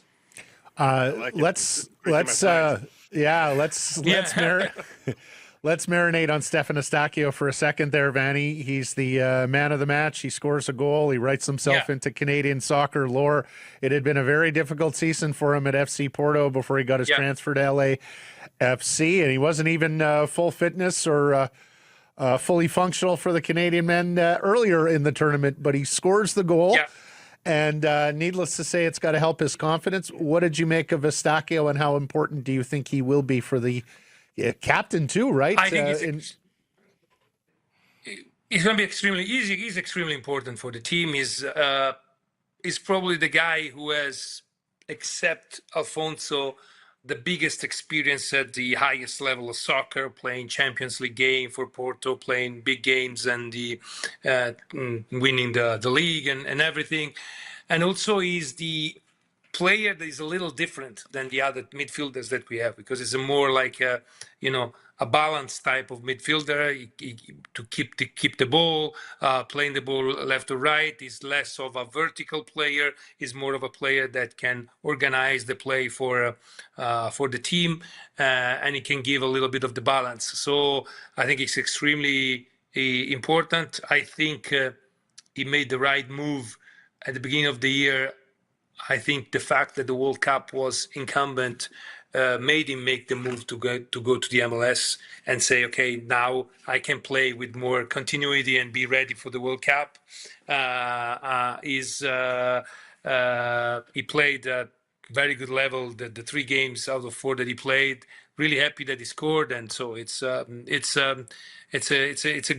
good story, and I think it's really important that is going to be in the team even for the next game. Okay, so which style of play should Canadian fans be hoping for tonight? Netherlands and Morocco play very different styles of the game. So which should Canada be cheering for here? I think the Netherlands, if we play the Netherlands, it's going to be a game very similar to the game plan that Switzerland had, playing through the very good midfielders that they have in order to attract our pressure and then to go forward. While Morocco is more of a vertical team that use a lot the wide players and use a lot this kind of thing. So I think that if we play Morocco is more like kind of the same style, not exactly the same style, but very similar, playing against each other. And in this way, I would say that keeping the thing that we've done so far, trying to be on top of them physically, on top of them as intensity would be the right path. If we would play the Netherlands, again, we're at the bar with a beer. I would go with the idea of one striker and play a little lower to catch them in counterattack. I like it. I have one last question here for our bi-coastal friend. Of course, home is Vancouver, as hard as Vancouver, but you can already tell he's pumping up the Nova Scotians now with Halifax Wanderers. Our coach, he's a big personality. He's charismatic. He likes the conversation with the media and the public. Are you catching my drift here, Price? Kind of sounds like someone I know who used to coach the team here in Vancouver, but he seems to be getting out under the skin of Team USA and all the commentary down there. And he convenes that huddle yesterday after the game and loudly and proudly tells them they're Canadian heroes. Some people are saying he's a performative head coach, that too much of this is for the cameras. Vanni, he responded to that yesterday saying, people like to say it's performative to meet on the pitch. Frankly, I don't give a shit. All I care about is my own team and what we want to do together. What have you made about Jesse Marsch being sort of the central figure here, the protagonist, the voice and face of the men's national team, and having such a prominent sort of media position in this World Cup? I think I love it, gotta be honest. And I love it because I know Jesse very well personally, and is not playing a role. He's like this. That's the thing.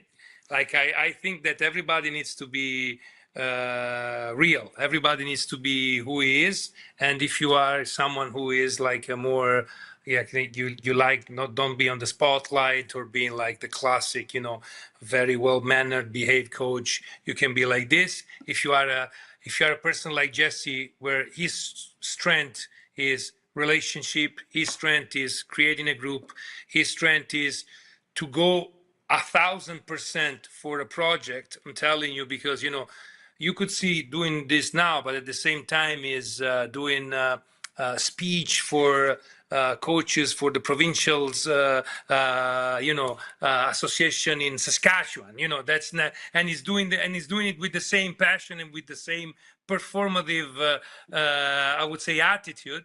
So I think that the U.S. and also the U.S. are kind of. U.S. commentators are kind of a little against him because he, of course, it's not secret that he wanted that job at some point and they didn't give him. And so, now it doesn't, I would say, make it pass like a moment to remind them that Canada is a better country of the U.S. that it is. So, that's pretty simple. They were picking apart the fact that he said the next match is a free hit, because they're not expected to. They were like, you're not giving your team a chance to win. I thought that was a little bit nitpicky, because he's basically saying the pressure is off us now. We can play freely. I didn't have a problem with that. Did you? Well, no, me neither. Me neither. And then it's about culture, And again, it's not about here. We can joke. Every culture is different, and if you go to a certain culture, the sport culture of the U.S. is we must be the number one. We have to be the number one. We can't say that someone else is. So that would be probably a weakness there for us. That it's us again. For us, like I'm an honorary. We like being underdogs. No, Yeah. you said we the entire 20 minutes, Vanni. I love it. We're winning you over. He's going to turn in the Italian passport. For us that we actually will leave this historical, even with the relationship with this big neighbor like the United States. So we are not like I would say we're comfortable in the pants of being the underdog. That doesn't mean that we're not going to do everything to win, because we're going to do it. Right. But it's also a state of fact that if we play Netherlands or Morocco, if you go to bet on the game, the quote of Canada is going to be higher. That's pretty simple. Yes. Marvelous stuff, Coach. You're fitting right in on both coasts. We thank you for your time. We look forward to the match on Saturday. Thank you, Vanni. And good luck to your match on Wednesday, by the way. That's right. Beautiful. Thank you so much. And go easy on the BC teams, all right? You're piling up all these points against the BC teams. I'll try. Yeah. Wednesday we play an Ontario team, so let's go against them. Yeah, let's go Wanderers. So here's some price from the historic Wall Center and a historic weekend for the Vancouver Canucks, who wind up making 9 selections at the NHL NHL Draft. 2 in the first round, 2 in the second round. Joining us now to discuss is one half of the Blackfish podcast here on the Nation Network, the Canucksarmy channel. We had Dave Hall on from Buffalo. It's high time we bring Tyson Cole back on to talk about the Canucks draft. First of all, your partner sounded like he was having a blast there in Buffalo covering the draft. Oh, everything was coming up Dave Hall at the draft. He got Adam Novotny at pick 24. He got Nicholas Aram-Olsson in the second round. Those were his guys, and the Canucks got both of them. So he was on cloud 9 over there for sure. Absolutely, yeah. We talked to him Friday after the Novotny pick, and he was over the moon about that. I'd like your 2 cents. What do you think? How do you think they did on these 9 picks, and especially the guys early on in rounds 1 and 2? Yeah, I mean, I'll be honest. Like if you're picking 4 times the top 41 and you don't walk away with a solid draft, something went horribly wrong. So I do like it. I mean, you're still getting NHL games for sure out of Caleb Malhotra. It seems like that's the same for Adam Novotny, and Brooks Rogowski is pretty safe, but I would have liked to see a few swings, like those were 3 safe picks to me. Like, I'm not knocking the Malhotra and Novotny pick though. I mean, those are kind of slam dunks, but when it got to Rogowski, I'm like, okay, like, I don't hate it, but it's also like, are you leaving meat on the bone offensively because you didn't take the offensive center? Well, Caleb's going to be fine, but you didn't take like the swing on Viggo Bjork there, and I don't blame them for not doing that. But then you go with the hulking centerman and Brooks Rogowski with I just don't know. Like, his projection seems to be like a bottom 6er, and are you really taking that with the first pick of the second round? 1 pick outside of the first round? I don't know, but hopefully he proves me wrong. Yeah, top of the second round, Tyson, there were some attractive potential offensive contributors there. Xavier Villeneuve went quickly thereafter to the Chicago Blackhawks. So we all talked about Penticton's Mathis Preston of the Vancouver Giants. But it seems like they put a preference on high floor character guys with size, because I think they're looking at it going, we've got to find guys who play NHL games here and get them into the pipeline on the front end of the rebuild. Yeah, I mean, it's hard to knock them for going with that strategy, like high character, big bodied guys who are for sure going to play NHL games. But that can be your draft philosophy. But when you take 2 of those guys in the first round, I don't want to see you leading off the second round with the same kind of thing. It's like, okay, like we've done this twice now. Like, let's try and take a swing. And even in the later rounds, like taking draft plus 1 guys like Yaroslav Brizgalov and Connor Davis. There were some, and those guys are, 6'4" for Brizgalov, 6 foot for Connor Davis, but there were some other guys there that I thought had a lot better value, and I wasn't sure how I've got a take here, and I want to know what you think. So just because it's a new regime, the drafting has stayed the same. And that makes sense because it's Todd Harvey. But if you look at their drafts since 2020 under Todd Harvey, what was the vibe around the team? It was, okay, we're good down the middle, right? We don't need any centermen. We've got Petey, we've got Bo Horvat, we've got JT Miller. We don't need centers. So they didn't draft any. They drafted 5 over 5 drafts out of their 29 picks. What did they need? They needed defensemen. So they used more than half of those picks, I believe it was 15, on defensemen. Now fast forward to present day, and it's like, okay, they've got all the defensemen in the world, but they don't have any centers in the pipeline. And why is that? Because all you did was draft defensemen. And the 5 centers that you did draft, you didn't draft a single one outside of the 5th round, outside of or higher than the 4th round. Except for Coots, but he was later. Yes, you're talking about. I was saying 2020 to 2024. Yep. So, you're fair. So then last year, at last year's draft, they needed centers. So what did they do? They drafted 4 of their 6 picks were all used on centers. And then what did they need this year? They needed forwards. So 7 of their 9 picks were all on forwards. They didn't take a defenseman until their very last pick in the 6th round. So you're drafting for what you need right now. And I get that it's a fine strategy, but like, you don't have anyone in the defensive pipeline right now. Sure, you have you've got Bulliam, you've got Willander, you've got DP who are already on your roster helping you right now. But are you really that deep? Like, who are the budding prospects coming up next? Like Kuro Kudryavtsev, Sawyer Minio. Yep. I mean, I don't know what they truly project out to be, but you needed to draft more than just 7 forwards, and you needed to draft a defenseman a little higher than 180 in the 180s. Yep. No, I hear you there. On the overagers, for those who don't understand, when you're taking overagers, as the Canucks did again this year, what are you leaving on the table? Like, what is the case against? Why are all these draft experts, draft nerds against taking multiple overagers in a class? Probably because their season outlook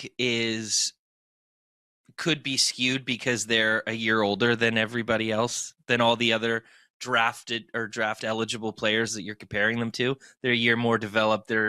They understand the league a little bit more. They're bigger framed and everything. Personally, I don't really care about overagers. Like there's a lot of people talking around the league that they want to see, oh yeah, the draft moved back. Like, I want to see these kids drafted at 18, 19 rather than 17, 18, because you have that extra year of development. You can see what they are. And so drafting an overager, you have that extra year of development. You can see what they are.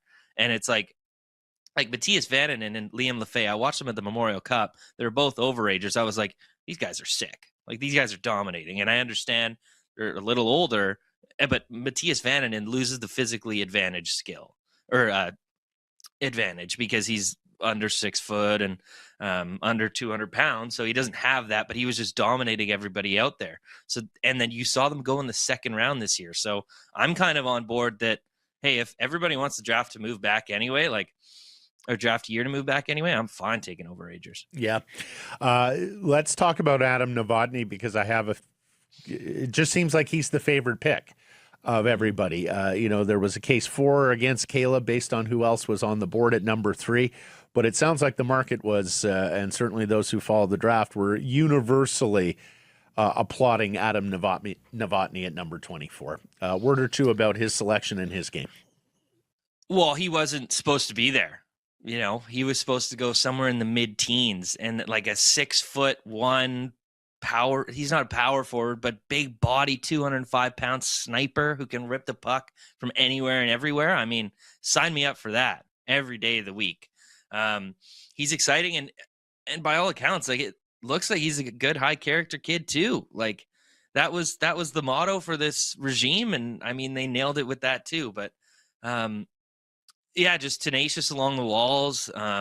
He's not, like I said, he's not a power forward, but like, he uses his body still to angle off defenders and give himself an advantage when getting to loose pucks and everything.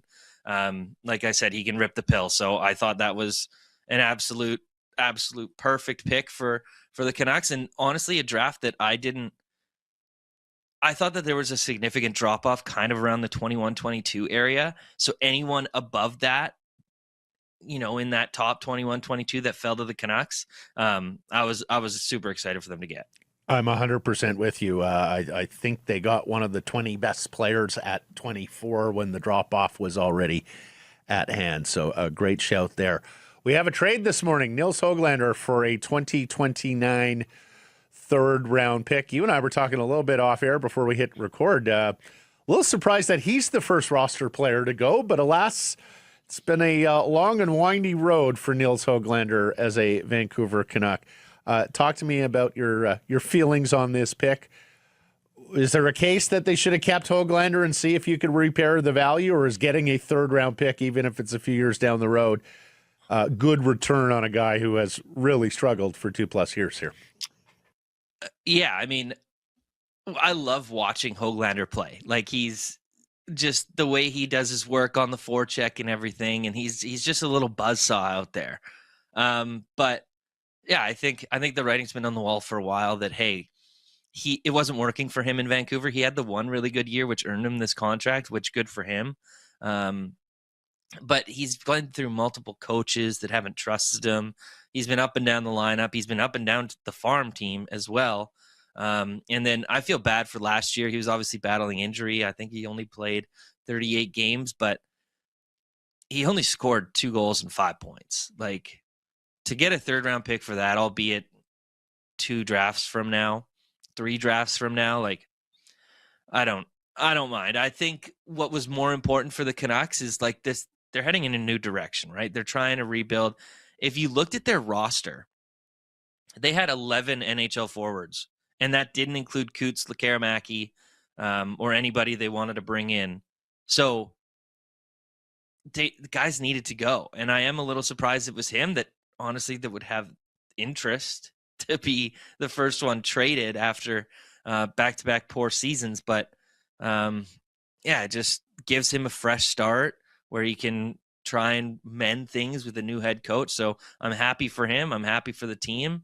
And I'm pretty sure Brendan Gallagher is coming to Vancouver. Yeah. Yeah. That seems to be their fascination to because they were close. No, I think it's done. Oh, really? Yeah, breaking this? news. The Habs are retaining 50% of Brendan Gallagher's remaining salary. All right. Well, how does that strike you? Great. I think that's great. I mean, they're kind of similar players, him and Höglander, so he's just kind of replacing him. But I think it's great. He's from here. He wants to be here, even though they're a rebuilding team. He just went through a rebuild with the Montreal Canadiens, so he knows what it's like to bring it up with the youth and everything. So it's a guy who wants to be here, who just went through the same thing, and you didn't have to pay anything for him. Yeah. I think that's a fantastic move. Absolutely. A character player, a Lower Mainlander. Of course, hockey fans here will know him from way back when with the Vancouver Giants when he was a Superior player, and we watched him make it as a late-round pick with the Montreal Canadiens for so many years there when the Habs were struggling in their rebuild. Brendan Gallagher was one of the shining lights of that organization, and boy, he's a shining light in terms of a personality as well. He will light up a room, as we have seen time and time again when he's been interviewed. All right, so we got a Höglander trade. We got a Gallagher trade. I was going to ask you, it was a big talking point for us on the weekend. Are we getting a little impatient with the lack of trades? Or is Ryan Johnson and the Canucks missing out on this scorching hot market to deal some of his players? Talk to me. What do you think is next here in terms of the Canucks and getting and offloading veteran players? Do you think they're going to be able to achieve that over this week, or do you think it's a longer-term play from Johnson and his team? I'll answer the first question about last week first. No, I was not worried at all about them not acting. Sure, like, I understand how exciting it is to see what that last week offered, right? Like, it was so many big trades, so many big time deals that you're like, okay, the Canucks got to get in here. They got to sell off some assets and stuff. But that was just draft week. Like, the offseason's not even hasn't even started. Like, that's this week. There's so much more that needs to get done, right? July 1st is on Wednesday. teams are still going to need top 6 forwards like Jake DeBrusk and Elias Pettersson and all this. So, and now everybody else has kind of made their move. So Vancouver can sit pretty, be like, hey, we're the only one that has anything. So you got to come to us now. Yeah. So I'm just being patient. Let them, it's a new regime still, right? Like they took over like a month ago. So like he's had to do all these hirings. He's had to focus on the draft. Now he can kind of focus on trades because I don't think free agency is going to be very big. So I would expect to see a couple moves here. You see Thomas Stransk saying yesterday that they should be expecting some moves there. Saying motivated, if not desperate, to trade Elias Pettersson, which is an interesting way to frame it. It sounds very much like the Twins and Ryan Johnson don't see Pettersson as part of the rebuild here. I think it's also going to be interesting. You look at how scorching hot the market is. Like if people believe in Marcus Pettersson as a defensive defenseman, particularly, thrown out this past year under the foot system, I think there could be a very pliable asset there if he's willing to play ball and at least allow them to trade him to a number of teams that are out there in the league. If you dangle a team that's competing right now in front of him, are you serious that he's not going to be like, okay, no, I want to come back to Vancouver and lose a bunch. Like, come on. Yeah. You could say whatever you want publicly with his agent, but come on. There's got to be some common sense here. And there's got to be some, competitive desire, for particularly for players who are midway through or on the back half of their careers with only so many years left to win a cup. Yeah. And if there isn't, that's a problem. Yes. Like if you don't want to win. They're happy to settle here and lose and just be a part of a rebuild. It's kind of like, all right, do you really want these guys leading your new culture? What I mean. Like they're just cashing NHL paychecks, Okay. They're just happy to sit back and lose. They don't care. Like, no, right. I don't want those guys. Okay. Tell me about you and Dave and the Blackfish podcast. Well, when's that coming up? When can they watch? Well, we've been doing a lot lately. We did the 5-hour live stream up against you. We just did a reaction video, but we've got Dave back today. Mm-hmm. So we're recording today. We didn't want to put out a post on our regularly scheduled Wednesdays because of Canada Day and free agency. So we're recording today for posting on Tuesday. We'll do a little free agent preview. We'll do who we would have picked at every Canucks spot, and then Dave will give us a little recap on how his trip was in Buffalo. I saw that. Awesome stuff, Tyson. I promise Blake is not ducking you. He's doing his World Cup show. For those who don't know, Tyson's been on Sekeres and Price, I think, 5 times, and all but 4 were without Blake Price for one reason or another. So we will get you 2 on the same program eventually, my dude, I promise. We'll see about that. I'll believe it when I see it. Great job on the weekend. Look forward to Blackfish tomorrow. Appreciate this. You can follow Tyson's work on Canucksarmy and, of course, tune into his podcast with Dave Hall, who is, chipper as a chipmunk coming back from the draft. Thanks, Tyson. Thanks so much. Sekeres and Price from the historic Wall Center, the Nation Network studio built by Arbor Lee. Game night turns into a game weekend at the Wall Center. From puck drop to last call, everything you need right outside your door. Stay where the fans stay. wallcenter.com. Well, we talked about it with Vanni Sartini, a goal that will live forever. Stefan Eustachio in stoppage time, leading Canada to the round of 16 for the first time ever. Should clear this up because, while yesterday was technically Canada's first knockout stage game at the World Cup, previous World Cups were 32 teams, right? So we have made the final 32 in the past, but this is now unequivocally uncharted territory for the Canadian men's national team. Boy, they just look so impotent in the early goings of these games, Blake, in terms of stringing passes together and getting good scoring opportunities early. It was almost like they had to wait and tire South Africa out. It's almost like they've had to wait and tire every side out to be able to score late when we bring on the substitutions, as we discussed with Vanni. Yeah, I don't know why they need to wait to look good every single time at the hour mark. Like, I don't understand. They have to work on their starts. I'm of two minds of it. I do want that. I think they're playing sloppy. I think they need to be more creative.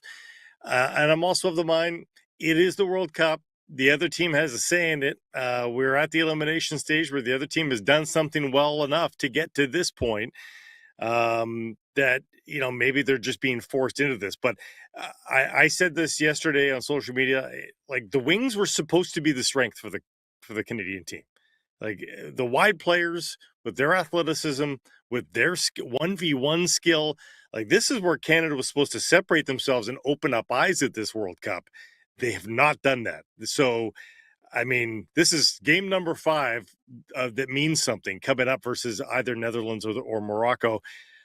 It's time for somebody on the wings to show their worth, and the left and right backs, Lorea, Johnston, they've been fine, they've been good, but the wide forwards need to be better. Whomever that is, whoever gets the assignment, and maybe it's Alphonso Davies from the outset. Maybe they give him 45 out of the gate before they shut him down. I don't know, but somebody needs to make an impact. Look. Tajon Buchanan has been mostly quiet. I think if he comes alive, I think problem solved.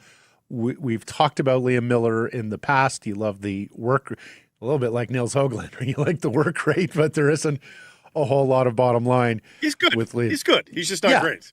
Yeah. Ali Ahmed, as we talked about, struggled mightily defensively against the Swiss, and you wonder whether that's given Jesse Marsh some pause in terms of playing Ali Ahmed, particularly when it's 0-0 or they're defending a lead.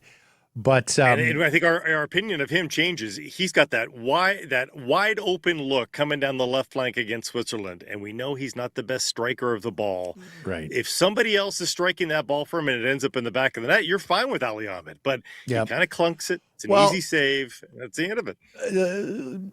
Perhaps this is too deep down the bench, but could former Whitecap Jaden Nelson have a turn at this stage of the game? Because you talk about speed, you talk about one-on-one, you talk about dribbling and excitement and putting pressure on the opposition. Like, that is his game. That is what Jaden Nelson does. And when he does it at his best, he is a very, very dangerous MLS player. Hey, if your tournament is on the line, if the Canadian team finds themselves down, he's not going to start. Jaden Nelson's not going to start. I don't think Jesse's got quite that amount of confidence in him. But if you're down a goal, like if they either give the start to Alphonso Davies or they give the start to Ali Ahmed because Fonzie can't go the whole way, Nelson as a sub, if you need a goal, I'm not against it. I'm not against, because there are a few on the planet that are as fast as him as wingers. So I'd be willing to try that. We should also show. Schaffelberg has had some big moments for Canada and looked good coming off the bench yesterday. So we'll see. We'll see where Marsh goes. World Cup today, where Japan, Brazil, one of the more fetching round of 32 matchups. Japanese have been absolutely terrific at this tournament. They are a lot of fun to watch. I have noticed a bunch of Japanese fans out in the community celebrating their side. Germany, Paraguay, where Whitecaps midfielder Andres Kubes will have his hands full against the Germans, to say the least. And, of course, tonight, the big one we'll all be watching, Netherlands, Morocco, to determine Canada's opponent for Saturday's 10 a.m. start from Houston. Take a look at the Dutch in Monterrey, Blake. My goodness. There's a part of me hoping that it's the Netherlands just for the scene. Like, their fans, the Orange, as they call themselves, with the organization they have and the pageantry and the color that they bring to a World Cup. Extraordinary watching them in their final group stage game where they look so darn good, especially early on against Tunisia. Now, it was Tunisia who was a weaker side. And, of course, Dutch and Morocco, that's also one of the bigger, more heavyweight tilts here in the round of 32. And again, as we outlined with Vanni, watch how this game unfolds, because I think it could help determine who you want to win the game. Like, watch the first half and see what playing style wins out, and see how lethal Morocco. It'll really inform you as to what you want to see come the next round. Like, if this is a 3-2 Netherlands win over Morocco, I think that's good for Canada. If Morocco can have some success getting offense against the Orange, I think that bodes well for Canada because they can do the same sorts of things. Okay, Canada will still need a miraculous match, but it's not impossible. Not impossible. The next match at BC Place is Thursday, Switzerland, Algeria in the round of 32. Then Tuesday next week for the round of 16, where the Swiss-Algerian winner will face the Colombia-Ghana winner. We were deprived of the chance to see the great Cristiano Ronaldo and Portugal as they were unable to beat Colombia on the weekend, and that sends them to Toronto for a round of 32 match against Croatia. That should be a spectacle as well because massive Portuguese and Croat communities in Toronto. In fact, I lived right by little Portugal once upon a time. My high school was just Portuguese and Croatians. Yeah. It'll be crazy in Mississauga. Yeah, I think so. And BC Place is getting some high praise from none other than Belgium's Kevin De Bruyne, a global footballing icon who plies his trade with Man City. The city of Vancouver, I've only been here a short stay, but I have to say it was a really nice stadium to play. It feels like a real football stadium for me. The other two are massive, but you have all the NFL feeling. So I think for us, it's really nice. You felt it on the pitch. It's a bit different, so it was a pleasure. I hope Don Garber is listening at the MLS head offices to hear all this praise from a guy who's got quite a worldwide rep in soccer. And B, Axel Schuster, go get him. Muller and De Bruyne equals MLS Cup. I thought it was Mo Salah. Mo Salah said he wants to live here. So Him too. Yes. Let's bring him to town as well. Now, of course, the missing detail that Kevin De Bruyne probably wasn't informed about, maybe he did know, is the pitch. You know, if it was a full-time soccer pitch and nobody worried about doing anything else in that stadium, I think what the Whitecaps would find a way to make that work. It looks great. I said this from the outset, because you're so much closer to the pitch than a lot of these NFL stadiums with these tall walls, and a lot of like SoFi is, I mean, it's beautiful in some ways, but it's like 6 tiers, like because of their suite tiers. It looks like something different right now, as it is done right now. BC Place does looks like a European soccer pitch. Looks great. Goss, is there any way we can find a way to keep the grass at BC Place beyond this tournament, right? It would solve a lot of problems, I think. Yeah. Yeah. Well, speaking of BC Place, the other tenant there, it's getting ugly for them. They dropped to 0-3 after losing the first end of the touchdown Kelowna double bill, 41-33 to Calgary before a sellout of 19,000 at the Apple Bowl. Once again, the score flattered BC. Once again, Nathan Rourke was terrific, throwing for 462 yards and 3 TDs. And, of course, he's had all those injuries to his receiving corps and to up front, the offensive line. Going into this one, X-line Vernon Adams throws 3 touchdowns, and the line special teams ineptitude overshadowed improvement from the defense and continued strong play from the offense, albeit with score effects after a big Stampeders lead. Yes. So the special teams miscues. Lions twice jump offside with Calgary set to punt, prolonging drives. One turns into a touchdown. Returner Silas Bolden, indecisive on returns, and he fumbles. Carl Meyer, usually Lions kicking game, there's been very little to nitpick over the years. Meyer flubs 2 punts in this game.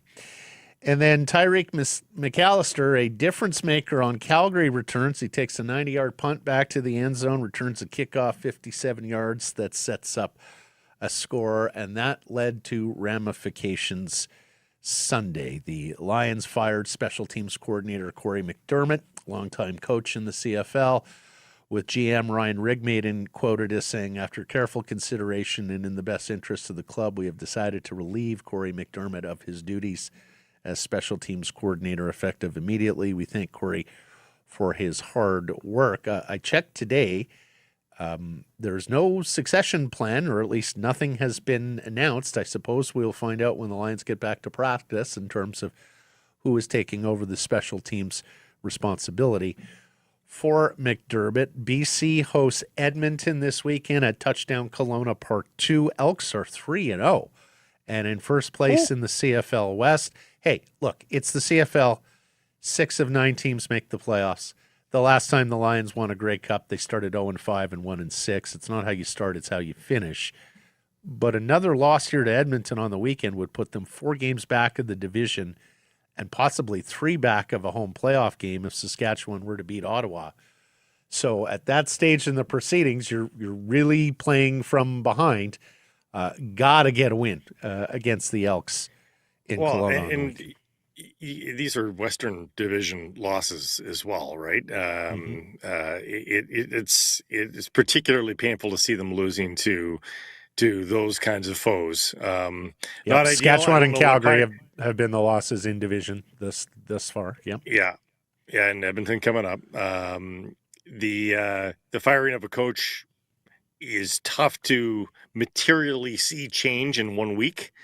I wonder if there's going to be player personnel endeavors made here in these next couple of days here as well, because they've been forced to go out and find free agent wide receivers to backfill and all this. Like, is it time to go and do something on special teams too? Yeah, well, I mean, I think they felt they were in good hands there. Of course, Seven McGee was the initial starter on returns. He gets hurt in week 1. Toast. Then it's Stanley Berryhill, and he gets hurt in week 1. You quite liked what Bolden did in the return games in preseason. Of course, they had a couple of guys shine in preseason on the return game, but the other stuff is hard to wrap your head around. Like, good veteran players, special teamers jumping offside on punts and extending drives and not breaking down and making tackles in the return game as well.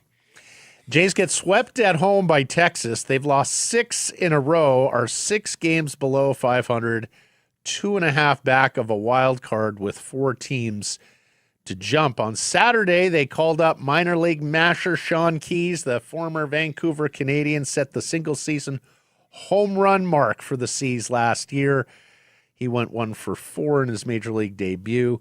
They are 1-6 on this current 10-game homestand, and Vladimir Guerrero's OPS, Blake, is down below 700. I mean, like, if he was a, bottom of the order there for his defense bat, player, you could deal with 697 OPS.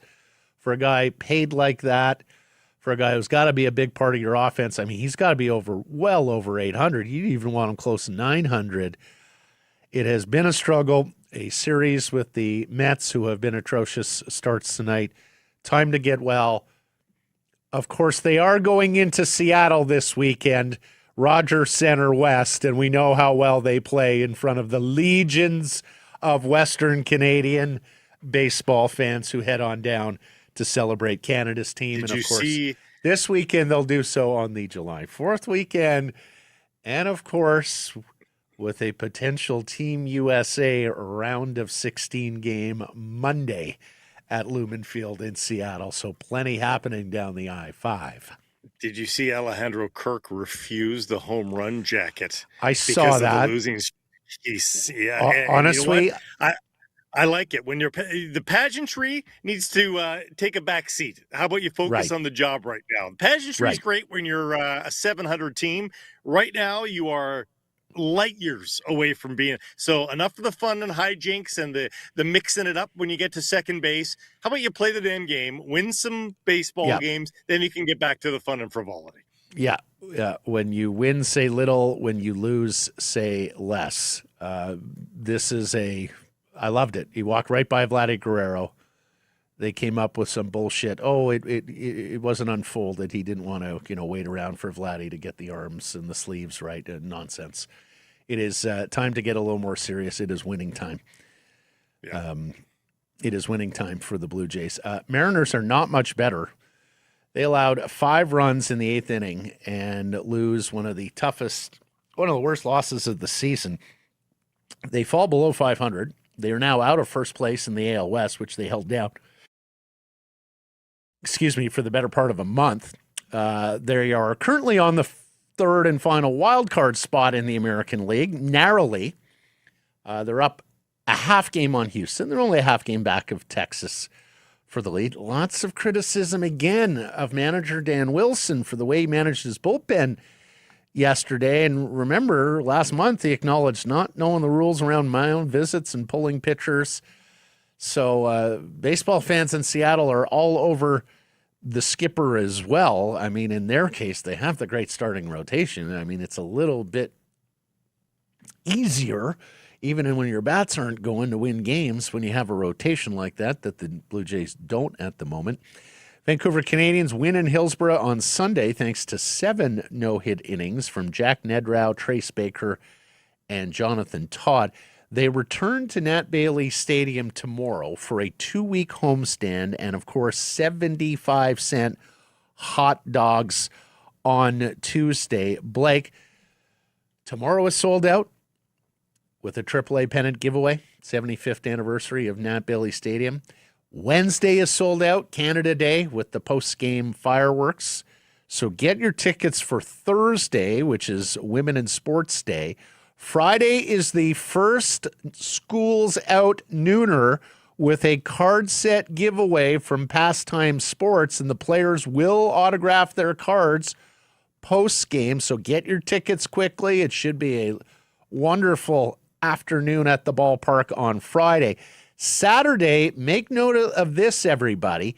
It is a 5:05 first pitch. You may know, C's go 1 p.m. Saturdays in the springs, 7 p.m. Saturdays in the summer.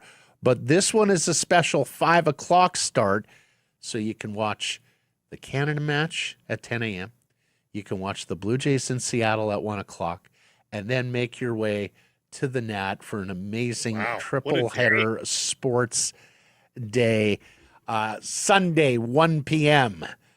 for a White Spot Family Fun Sunday with a Build-A-Bob block set giveaway. Get your tickets 604-872-5232 or CanadiansBaseball.com.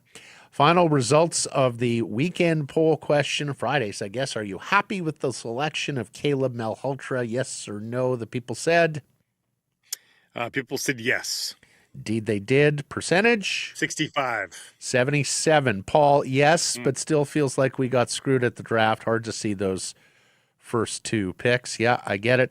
Cupless Losers said a low-risk, low-ceiling pick. The Canucks want to give their fans a competitive team but don't have the money or aspiration to be much more. Caleb is a safe pick with great character and great marketing. Important for the Canucks to be able to market and get fans back. Thomas says, yes, happy, disappointed they didn't take a D with more upside. That's also a yes. Nasmo says, I think he's a smart coach, if only his dad, or a smart pick, if only his dad wasn't the coach. And Free Petey says, okay, fine on Malhotra, but not moving up to grab Ryan Lynn. Fatal error. He was by far the best player available, and Sharks recognize that ahead of us. We could have made that trade. We mentioned Sharks that draft was amazing. Sharks just absolutely won the day, won the weekend, hands down.